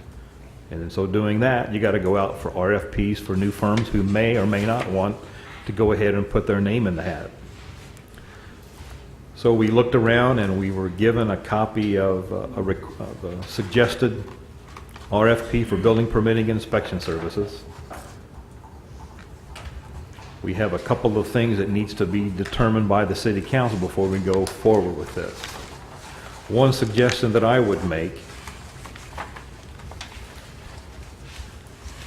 on these pages 12, 13, and 14, that's where the respondents who get these would put in what they're going to charge for building permits. And that's an inappropriate place to do it, because normally you go with RFPs, you pick the most qualified candidates, and then once you get that done, then you determine what the building permit costs and fees are going to be. So I would suggest taking that out. The other items that we need to consider is, I know some of you had expressed a desire to suggest that the EPCI office should be in a location other than City Hall, in part because they don't pay us rent at this particular time. What happens, they pay us 20% of the building permit fees, and in years like 2017, when we had well over $100,000 of fees, that 20% amounted to about $22,000, $23,000. And that probably is more than enough to have paid a nominal rental fee. However, in years in 2010, 11, and 12, when things were much less in number in building permit, we probably got the short end of the stick, because we didn't, our 20% wasn't all that much. So it's very appropriate then to consider the fact that perhaps EPCI should pay rent. And so that's something that we can determine. We can look at our utility bills for City Hall. We could do the math on the square footage of the office compared to the square footage of the whole building and determine what a fair amount of rent is. That's something we can do later on. That's no problem. But then we have to determine, well, does that mean that we let EPCI keep 100% of the fees, and then they pay us a separate fee for rent? And the last one, do you want them in the office? So, say that again. What was the last one? do you want them in City Hall? Oh, at City Hall. I think it's a plus to have them in City Hall. I do like the idea. I mean, I know they give us 20%, and for 2017, we probably wouldn't charge them rent to equal the 20,000. That's for sure. So my vote for keeping them in City Hall, I think it's a real plus to have them there. But I do think that either we just continue with the 20% or we charge them rent.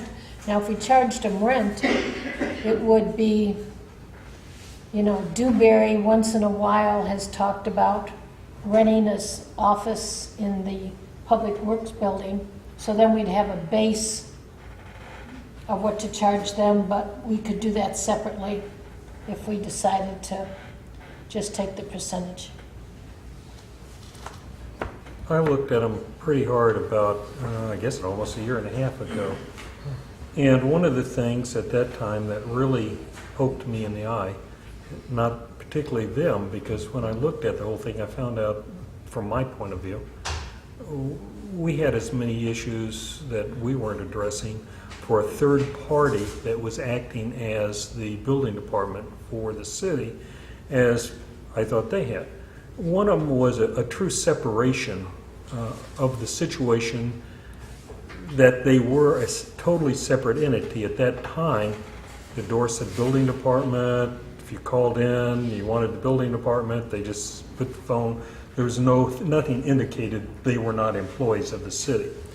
From that standpoint, I kind of like having them not on the, in our building, not because I dislike it or anything, it is convenient. However, if we want them in the building, I think they need to pay a full rent. I think we need to have this separation from a legal standpoint, that people don't confuse them as city employees. They're third party, much like our lawyer is giving us a service, and He is our city attorney, but it's under a service contract, and there's no bones that he doesn't work for us. He doesn't get a paycheck from us. And I think that's for whoever gets this, whether it's the existing company or another one, that we make sure that it's not, our citizens or our builders aren't confused that they're city employees. I think they should pay rent if they're going to be in the building. And I think the charges that go to our customers, their customers, should reflect what it costs for them to do that.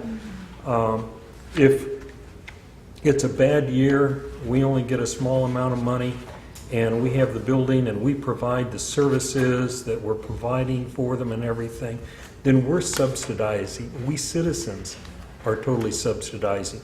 Yeah, we're in the good side if they have a great year and they give us a lot of money. But from that point, we're not, I think, in a position that we're supposed to make a profit. So if they're there, I think they should pay rent and provide their own services. I think if they're in City Hall, or they're always going to be confused with working for the city. But I think that's the place for them to be. I have to agree with Linda. And if we, so if we do charge rent, then maybe they're just going to go up on what they're going to take. So it's, negotiable, I suppose.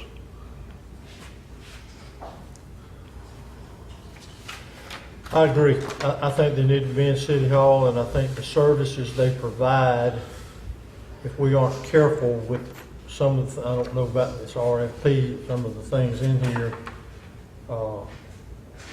we're going to tax our citizens even more if we aren't careful. We're going to be a difficult place because of our size to get somebody. And one thing I can say from the people I deal with, and I deal with a lot of them, tradesmen, they have good inspectors. They're timely, and I think we just got to furnish a place and take. I mean, Bill just pointed out a few years ago they were paying somebody to stay in an office and they didn't take in hardly anything. That's business. So I agree that City Hall is the place for them. I do have a legal question. Throughout the LDR, it references Mexico Beach Building Department. Many places. And under D, it says the contractor shall be deemed an independent contractor as to all work required and not an agent or servant to the employee of the city. Now, I know in number 17, it says that they will be expected to know, meaning the contractor, the city's comp plan and land development regulations. But I think we've seen too many cases the last few years of where our expectation of the building department, or at least I'll speak for me, that they haven't met the expectations as the LDR is written in terms of Mexico Beach Building Department. It says that throughout the LDR. Well, we don't have a Mexico Beach Building Department. We did, and we have had, where they were actually employees of the city. What kind of conflicts do we even have any? I'm not trying to make something more difficult, but if we reference the Mexico Beach Building Department as responsible for whatever is stated in the LDR, does this contract need to, or this document need to do more than just say that we expect them to know the city's comp plan? Do we need to put something in there making them officially the Mexico Beach Building Department, even though they're a contractor? Or is that just too is it just assumed? No, I think it's assumed. Your first point, though, I think was a good one. Can they really be treated as an independent contractor if they're filling that role as a city agency? I'll look at that. I haven't spent long on this RFP. I had a couple other things I wanted to bring up too with it. I just don't want it to be, if we're gonna use the LDR for this is our mode of operation, and it references them, or the document, the LDR references the building department as a Mexico Beach building department. I'm not sure that this shouldn't somehow tie them to that. I mean, just if it's just mentioned in here that that's, for LDR purposes, they represent the city as the Mexico Beach building department. I don't, maybe that's unimportant, I don't know. No, it's a good addition. I mean, and this is the RFP, it's not the contract, but yeah, that's a good addition. Right, okay. If I could, the two things that I want to point out. Partially, the first thing was, I talked to Mel earlier about it, and he just gave a partial explanation. These blank tables about rates for different services. So Mel suggested maybe pick the most qualified company and then try to work out the building fees with them. If you're comfortable with what your fees are right now, I would stay out of that situation, because the company that you select is going to want to make the highest fees they possibly can. They're taking 100%, and you're going to be potentially increasing your fees to all the citizens and the developers in the area. So if you like your fees, make them bid on your fees. If you think your fees are low, increase your fees. I think that'll be cleaner. And of course, you can always amend them over time. If you have some company that's doing this contract for several years, at some point, some of those fees are going to go up. The other comment I had was there is a section here that says provide a list of at least 3 municipalities or other government entities for whom you provide similar services. There aren't a lot of companies nearby that do this, so if you want that amount of experience in there, you're totally welcome to include it, but that might make it so you don't see a lot of bids. You might just see one bid, because this is, I think there are some other companies in the state that do this. I don't think there are a lot of companies nearby that do this, so you may want to provide the opportunity for someone to get into that business. That's why I'm leery of this 18, I mean, there's some of those things in there I think are gonna be difficult. But until we put it out there, I guess we won't know, Do we want to put it out there?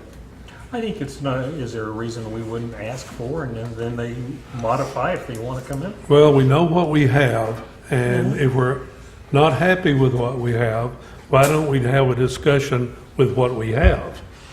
The people that are doing it now, and let's see what's bothering us the most, we can't take care of. But I think we have, if I understand right, we have to put it out for bid even if we go with that same company. We have to put it out for bid? No. The council can do what it wants, but when you have an original contract based on a scope of services that has changed, you need to do a new contract by going through new scope of services in the bid process. And a negotiation process if they come up. If the council wants to scrap all that and take a chance of us getting sued by somebody wanting to do work, we can go direct to EPCI if you want. We'd be sued by somebody who wants to bid on the...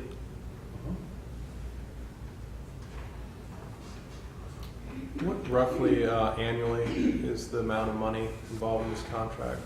I'm trying to think through whether you actually had any. I think a lot of the years past, there's not enough money to attract anybody else's attention, to tell you the truth. That's what we've just talked about. You know, when building was slow, now it's up. 2017 building permits were 119,000. Okay. I don't know of a state law requirement that would force you to bid this. You can work, negotiate a new contract with your existing contractor if that's what you prefer, but you won't ever know what else is out there unless you put it on the street. I'm not opposed to putting it out there. I'm leery that he looks at this and says, hey, I'm not gonna be able to work for y'all. We're gonna have a part, I mean, we gotta be careful. I mean, this is a critical service. And to find a code, quote, qualified inspectors in the world we live in today it's tough in Mexico Beach. So I'm okay with putting it out there, but I don't want this to come across as if we're just so dissatisfied with what we have, because I don't think that is the case, personally, for me. I'm not dissatisfied. I think there's some things we need to bring in modern. Some of the things I see here really are not going to do a whole lot of cost to us. And I think if we put it out, with all these things involved, they can come back and say yay or nay, or, I can't bid on it like it is, but can we, possibly make it? I just like to see it. But what are we going to put out? I'm a little bit confused after listening to. Well, this was based on the Panama City RFP that they did just a few years ago. And Bo bid on it and won that, so I think he should be fine. This is based off of who? Panama City. Panama City, okay. The initial question is, do you want to do an RFP? And then we can get to the details. When I initially looked at our package, I didn't focus that much on this language. I wanted to know, are we doing an RFP? I think we should. Okay. So we can play with this. That's fine with me. Gonna do one? No. No? Rex, you yes. Okay. And the question, I'm sorry, again, was from your standpoint, the requesting of, first having 3 references in essence. Can we change it's more that than to just 3 references. It's 3 other municipalities or governments that you provide similar services to. Can we just reword that and say, if you've had, provide references to something that you've done similar, not 3, or just so we know what they've done?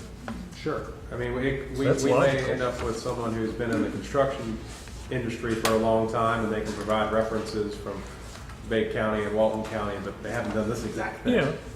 I But say we still. put it out there, and if that's what Panama City used, and it's, I'm a little leery of the fee thing, but I just don't want it to come back to be that those of us that use the service, all of a sudden the fee schedule goes out to ceiling for our citizens. I don't want Be to careful. overcharge, but I would like for it to pay as much Well, as there's possible. no complaints about the fee schedule now. I can tell you if there was, it.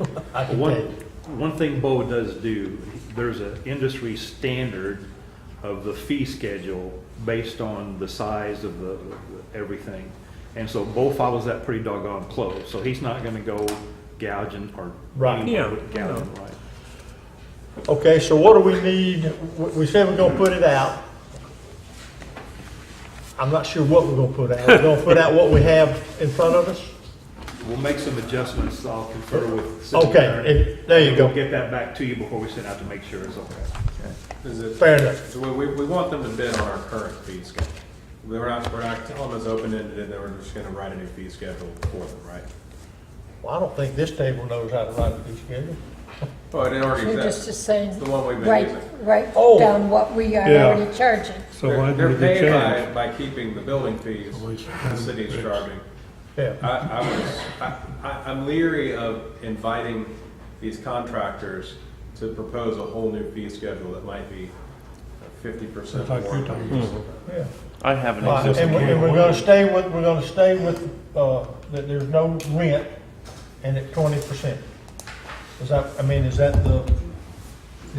that the, you weren't, but I mean, No, I think. Well, yeah, I'm for that. Okay, I don't, I And then we like can the, I change like it the later. rent, but I could go along with that. I do like the Is rent there, just from a because legal it's. standpoint, is there a problem of not having them rent and keeping the separation? Well, no, it's okay. Some of the wording on some of those details I may tweak, but this general process, it's allowed. You can have a contractor fill this role for you. all right, can we move on? I hope. Yeah. We're good, okay. Planning and zoning form.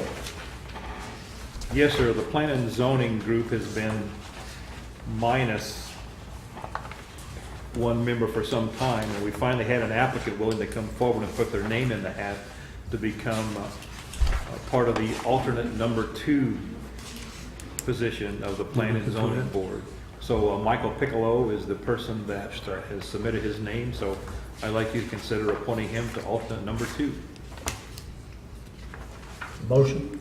So make a motion to appoint Michael Piccolo to Planning and Zoning Alternate 2. Second. Have a motion second. Any discussion? Any opposition? Let the record reflect 5-0. August 28th meeting. All right, the August 28th meeting is our next regularly scheduled meeting. When I was working on getting stuff on your agenda for that meeting, I realized we can't have a meeting that day, and it's not because I'm on vacation. It's because it's the primary election. This building is going to be used from noon on the 27th until noon on the 29th. So we cannot have a meeting in here, and I believe state law doesn't allow us to have a meeting on election day either, but I don't know that for sure. So I think we should just cancel it, because if we push it to Wednesday, there's still going to possibly in here the following week is Labor Day, and then it's the 11th, our next meeting. I'm good with canceling. Me too. Good. Everybody good with that? Okay. Miscellaneous? I have some. Okay, go ahead. All right, so, speaking of things that we don't, ordinances. All right, I just want to make sure that our beach permit ordinance, if I'm hearing right, that one of the people that are supposed to follow the ordinance has not. So my question is, why are they still running their business? And what have we done to get them to follow our ordinance? What's our next step? I personally feel like we're just dragging this out. And I'm real frustrated. So that's number one.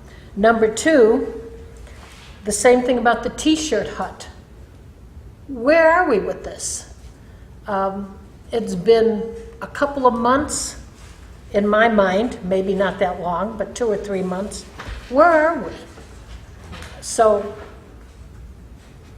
we'll start with those two. Okay. On the beach vendor permit, I'm going to divulge some of the top secret stuff from a shade meeting. I think if it's not already spread around, it's probably been indicated just by the way the city's handled things. The direction to the lawyers, I wasn't there, but the direction to the lawyers, try to work this out. Don't spend a bunch of money in the courthouse. At least try that for a while. So not pushing too aggressively on the beach vendor permit was part of that approach. We had a meeting, was it July, 4 weeks ago, about a month ago? July 19th. Yeah, where we were trying to work through all the issues to bundle it up, package it, and try to bring you a settlement proposal. We've gotten really very little information since that meeting. We expected to get a proposal, even if it wasn't a great proposal, we expected to get a proposal. So we're getting frustrated on that item as well. And to do something, to be more aggressive on that issue, the right thing to do is to do it through the courthouse, because if we go and shut down a business that is in litigation currently and relying on an injunction that is one of their main considerations out on the beach, we don't have just a self-help option. We can't send the police out there and just change the world. I think given the state of that litigation, if everyone's gotten tired of waiting, just give me the direction and I'll have our litigators get more aggressive and pursue that issue. Which really what the issue is primarily on the beach vendor permit, because that's different than the leave no trace stuff. Right. The main thing is they didn't want to follow the insurance requirement. I mean, we're real close. They submitted an application, and that was the main thing. I don't understand why we have to litigate anything. We have an ordinance, and we're requiring them to show us that they have insurance. Mm-hmm. Now, they can say they have insurance, but they might not. And if something happens, then who else is going to get sued us, not because they don't have insurance, but because we didn't follow our ordinance to get them to have the insurance. I don't understand why we have to litigate when we have a black and white ordinance. Provide us your insurance, period. Your other option would be to follow the code enforcement process, which eventually results in fines and liens. And if they're not willing to comply on that, again, I would not suggest sending the police out to force anybody off the beach. That's where you, again, end up at the courthouse. Right.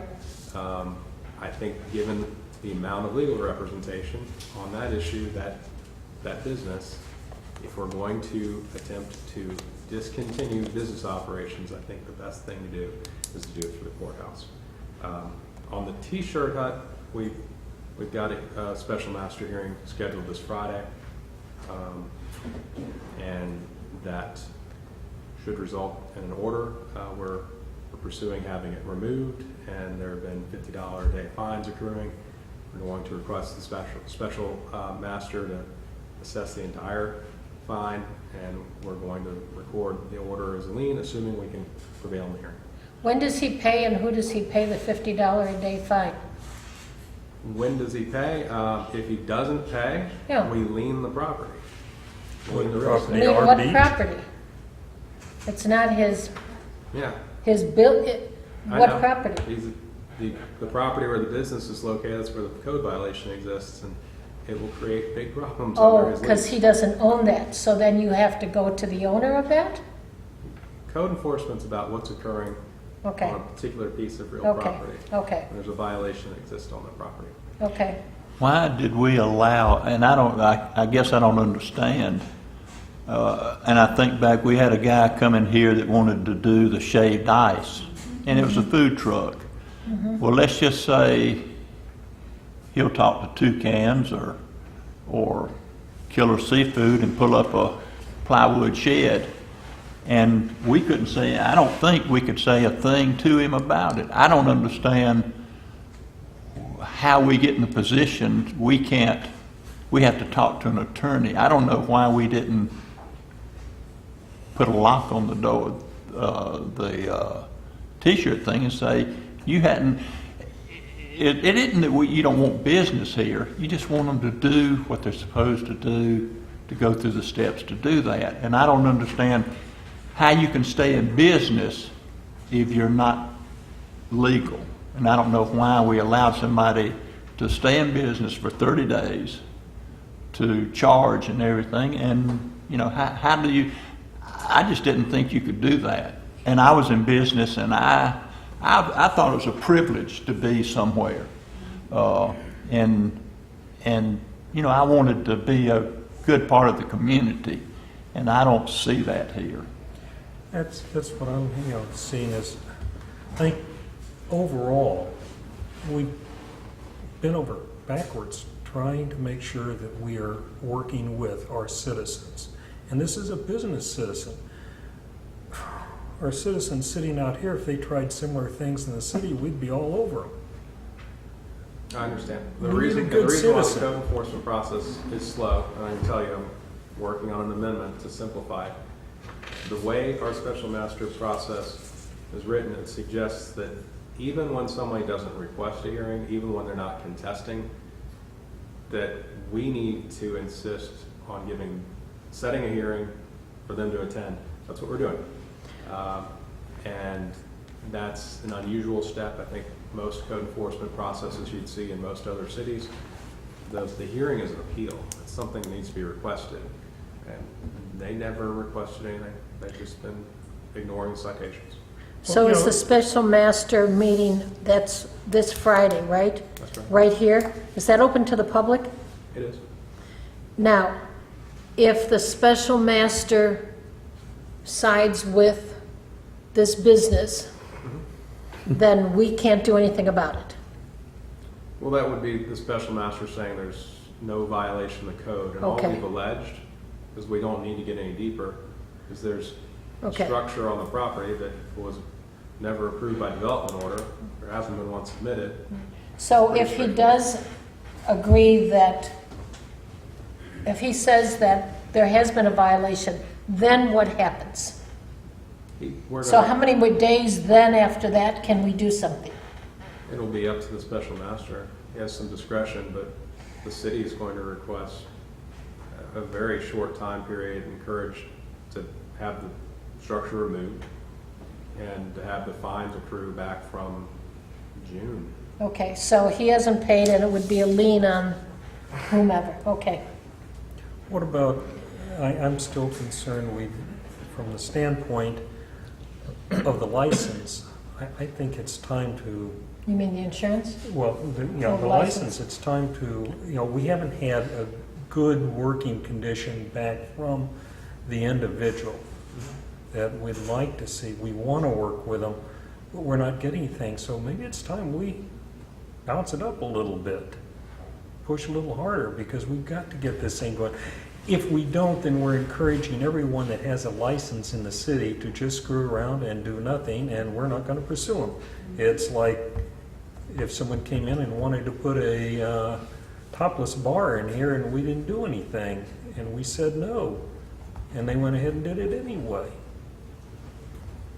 There's time to, we've given due diligence, I guess is what I'm saying. I don't think we would be as kind to most other businesses and, constantly litigate with them and compromise with them. I just don't think we would do that. The other thing is, and if this has to do with the injunction that we have, the wooden chairs, aren't they supposed to be removed by the end of September? September 30th. That's one of the main points that we're trying to. So that's part of, okay. Yeah, it has nothing to do with Friday. Because, there hasn't been a violation on that yet. No, but come October 1st, it will be. I do want to clarify on the special master hearing on Friday. I don't want to go into the injunction. It's not purely financial. We're going to get an order, I hope. The idea is to get an order that if the thing's not removed, and it'll be up to the special master, he'll set the number of days, then the city's going to go do it itself, and we're going to pick it up and store it. But before going through that kind of step, this due process procedure is important. So, An opportunity for a hearing. so we have to have another due process. If they go, Now, this is it, on Friday. and so if they make the decision that he's not following the rules or he hasn't followed the rules, then we have another time to wait. It can't happen that afternoon or that weekend. But it just depends on what he says. It'll be up to the Okay. special master. Yeah, he Okay. can say today, as of right now. Okay. And in my experience, no, it's not going to be that afternoon. There'll be a little time allowed. Well, the season's over then. He's done all he wants to. Right. Well, it's $50 a day. Yeah, but if he's not paying it, Well, he will. well, If the special master, then, okay, the special master says, okay, he sides with the city totally. And then this individual has the right to appeal that? To circuit court, to real court, if he chose to. Circuit court, okay. I just don't think it's fair to all the rest of the citizens in Mexico Beach that attempt to go for permits, etc., follow the rules. I just don't think it's fair. That's what I'm I don't having. think it's fair to the businesses in No. Mexico Beach. Well, so it be. I worked in the landings, and that's not a city, that's a community. And I had so many rules, and I tell you, if I broke them, they didn't give me 30 days or not want to talk to my attorney. They kicked me out, and my pass wouldn't go through the door. I don't understand how a city doesn't have any more backbone. You didn't have 3 attorneys. Well, That's true. The 30 days is in your. Well, maybe we need to change it. I'm working. He's working on that. That's what he said. Working on it. It's a little cumbersome. So what time is this special master meeting? 9? 3 o'clock on Friday, and it is open to the public. Yeah. Located here. I'm gonna have a popcorn stand out front. Oh, yeah. Have a popcorn stand. Lisa Logan, 402 Maryland. So from a citizen standpoint, the question I would like to ask is, in order to keep this from happening again, what do we need to change do we need to change something about the special master ordinance or whatever? Because if I heard Nick correctly, and I don't know that I did, it is uncommon for a special master hearing to be held without a request. Is that what I heard? In other localities, that is uncommon. So then, generally, it's an appeal, it's something that's requested. So then if we changed that, what specifically can we do to keep this from happening again? Because I have a feeling next summer, this is gonna come up again. And from a citizen standpoint, this has all just been beyond a theater of the absurd. It has just been unconscionable, because we all know that any of us had tried this, we would never have gotten away with this. So specifically ask the attorney, how can we change this and change it immediately? So ask. And you mentioned that, the 30 days, so you're working on that, or can you work on that? Or I'm working on it. Okay. I mean, there still will be some time periods where people have opportunities to dispute the violation or request a hearing. We need that. But what we've got is excessive. It sounds like it. Yeah. And let's keep working on those wooden chairs, because October 1st, I would like to see them removed, because that was the agreement we made with him a year and a half ago. I mean, we compromised with him last year for this. We gave him an extra year. So I don't think we need to compromise anymore on that. I'm done. Miscellaneous? No. I've got two things. One, the canal seawall, the wooden walls from Parker Bridge to the new concrete pier, new concrete metal wall that we just put in. We left the wooden section in there from Parker Bridge. Yes. It is failing miserably, and I think that if we aren't careful, we're going to end up sanding in behind ourselves, and we're not going to be able to get a dredge in there, and if we can, we don't have a spoil site to pump it.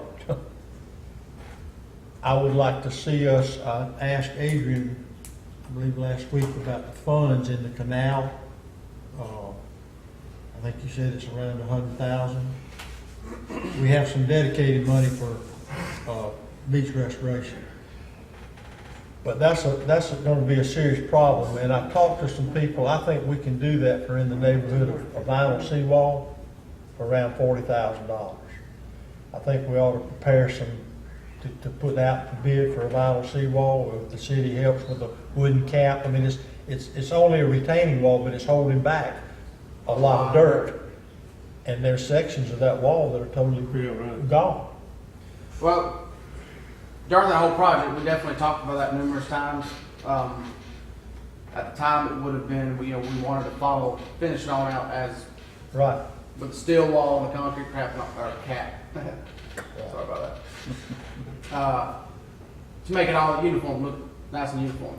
The question would be, the problem that we have down there is that slope. Y'all see how steep it is. And what we've looked at is Geotech slope control.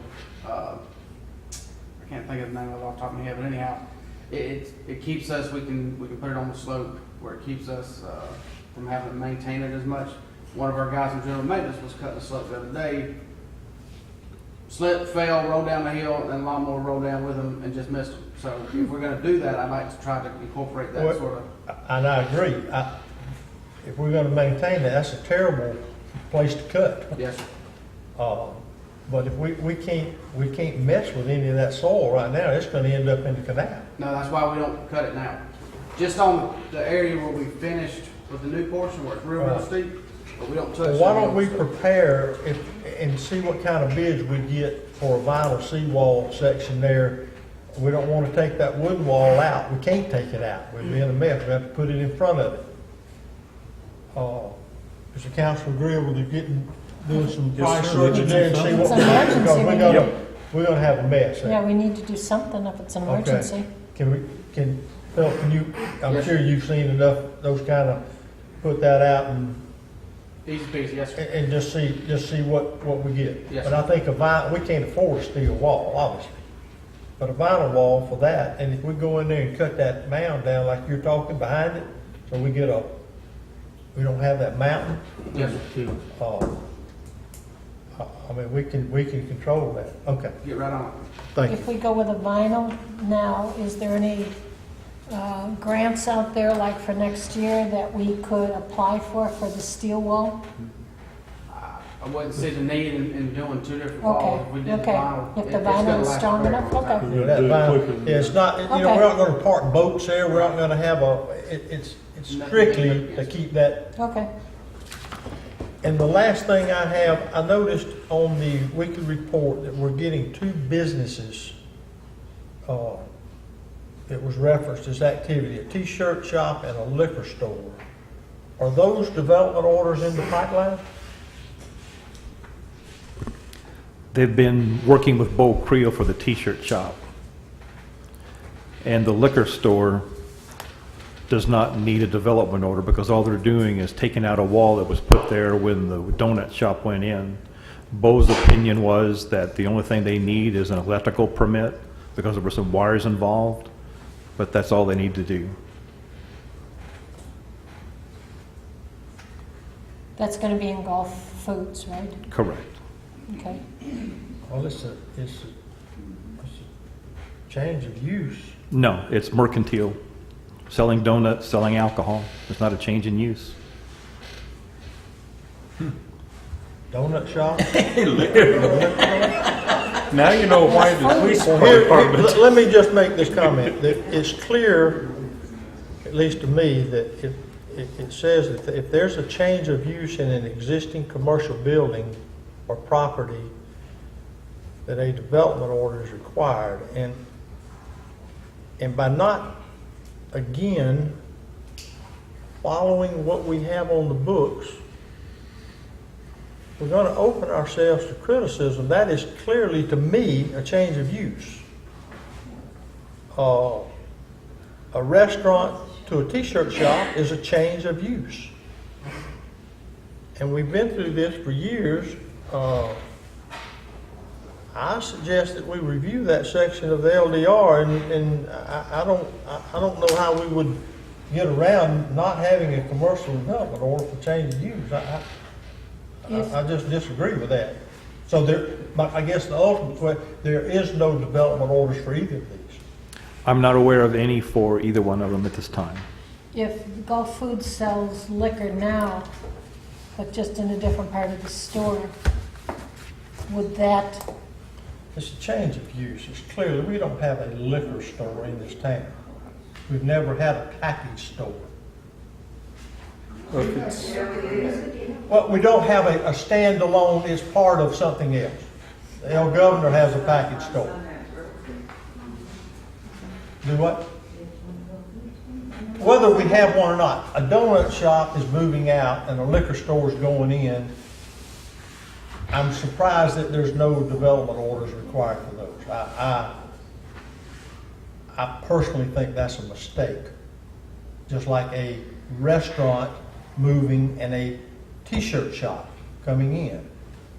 If we don't monitor and don't use the criteria in the LDR, we've done that before and it caused a major problem. And it's going to cause one here if we don't follow that. I don't really understand that line of thinking, that it's not a change of use. We also, this is under the major commercial development order. These are the triggers. Change of use of any portion of existing commercial property. That takes a little bit of consideration. Does use mean what use means to your common sense, or does use mean change in terms of these categories in the LDR? But it also, another section says upgrade, renovation, repair, modification of existing facilities. But I think you could require the development order. My question would be, do you have any rules that dictate anything special about package stores? If you don't, and they're in general commercial, then they meet any state law requirements. I'm not sure what would go on to try to deny. Why wouldn't we have a development order? is my question. Why would? I'm agreeing. I think. I just can't imagine that we wouldn't. You require a development order, I don't know, and I've never studied the codes for liquor stores. I'm not sure if Well, it's not a- we have something to deny it on or regulate or change it. I think so. I mean, it could be it's just that it is being proposed as a liquor store. It's not whether or not we should have one or not have one. It's just that that's not, I mean, we've done that since the LDR was written. I'm agreeing with you. So, I mean, I just think that that's gotta happen. So I think that's just a, So why can't we just go back to both the T-shirt person and the liquor store and say? well, I don't know. I only ask, I haven't seen anything. And now I'm being told that there's not one, I think that's a mistake. That's evidently also the opinion of our building department. Huh? It's apparently his opinion of our building department that it wasn't needed too. Well, it sounds like their analysis was more about whether a building permit was needed, and maybe it's not. But the LDR, it would trigger a development order. I just, other than the exercise of getting the fee paid and doing the paperwork, I'm not sure. Well, it goes through the P&Z, it comes here, everybody knows what businesses are being done. Does it meet, what are we doing about? That's the whole purpose of the development for commercial. I mean, it's been that way for years. I don't understand that. I agree, it looks like it's triggered. This is the first I've heard of it, and I'm agreeing with you. Oh, I know, but you aren't the one making the decision, so Mel, are you agreeing? I've seen nothing from the building department. In other words, they go to the building department, and it only comes to my desk when they fill out an application. There may be development order for the T-shirt shop. I don't know. Okay, can we send a request that back to the building department and say, hey, we really need one for these? Without times? question. Okay. No qualms. Anything else? Any other, Ms. Williams? Motion for adjournment? Oh, go ahead. Sorry. No, go ahead. Just two things real quick, please. Sorry, I hate this. Just a reminder on the 16th, last week I sent, sorry, I'm all on you. Sent out a letter to the council about the annual testing of backflow devices on fire suppression systems and fire suppression systems. As long as there's no issues, that's still gonna happen on the 16th. Thursday. Is that there? Yeah. Okay. Well, the Friday, 16th. 17th. Yes, sir. Okay. And just the last thing I wanted to touch on, I've gotten numerous calls over the last couple of weeks about red tide. I got one yesterday, I think it was, wanting to know, demanding why we haven't notified the public of the red tide in the area. I can assure you, there is none in the area at this time. That's all I got, Mayor. Are we done? All right, we're done. Thank you everyone for coming. Thank you.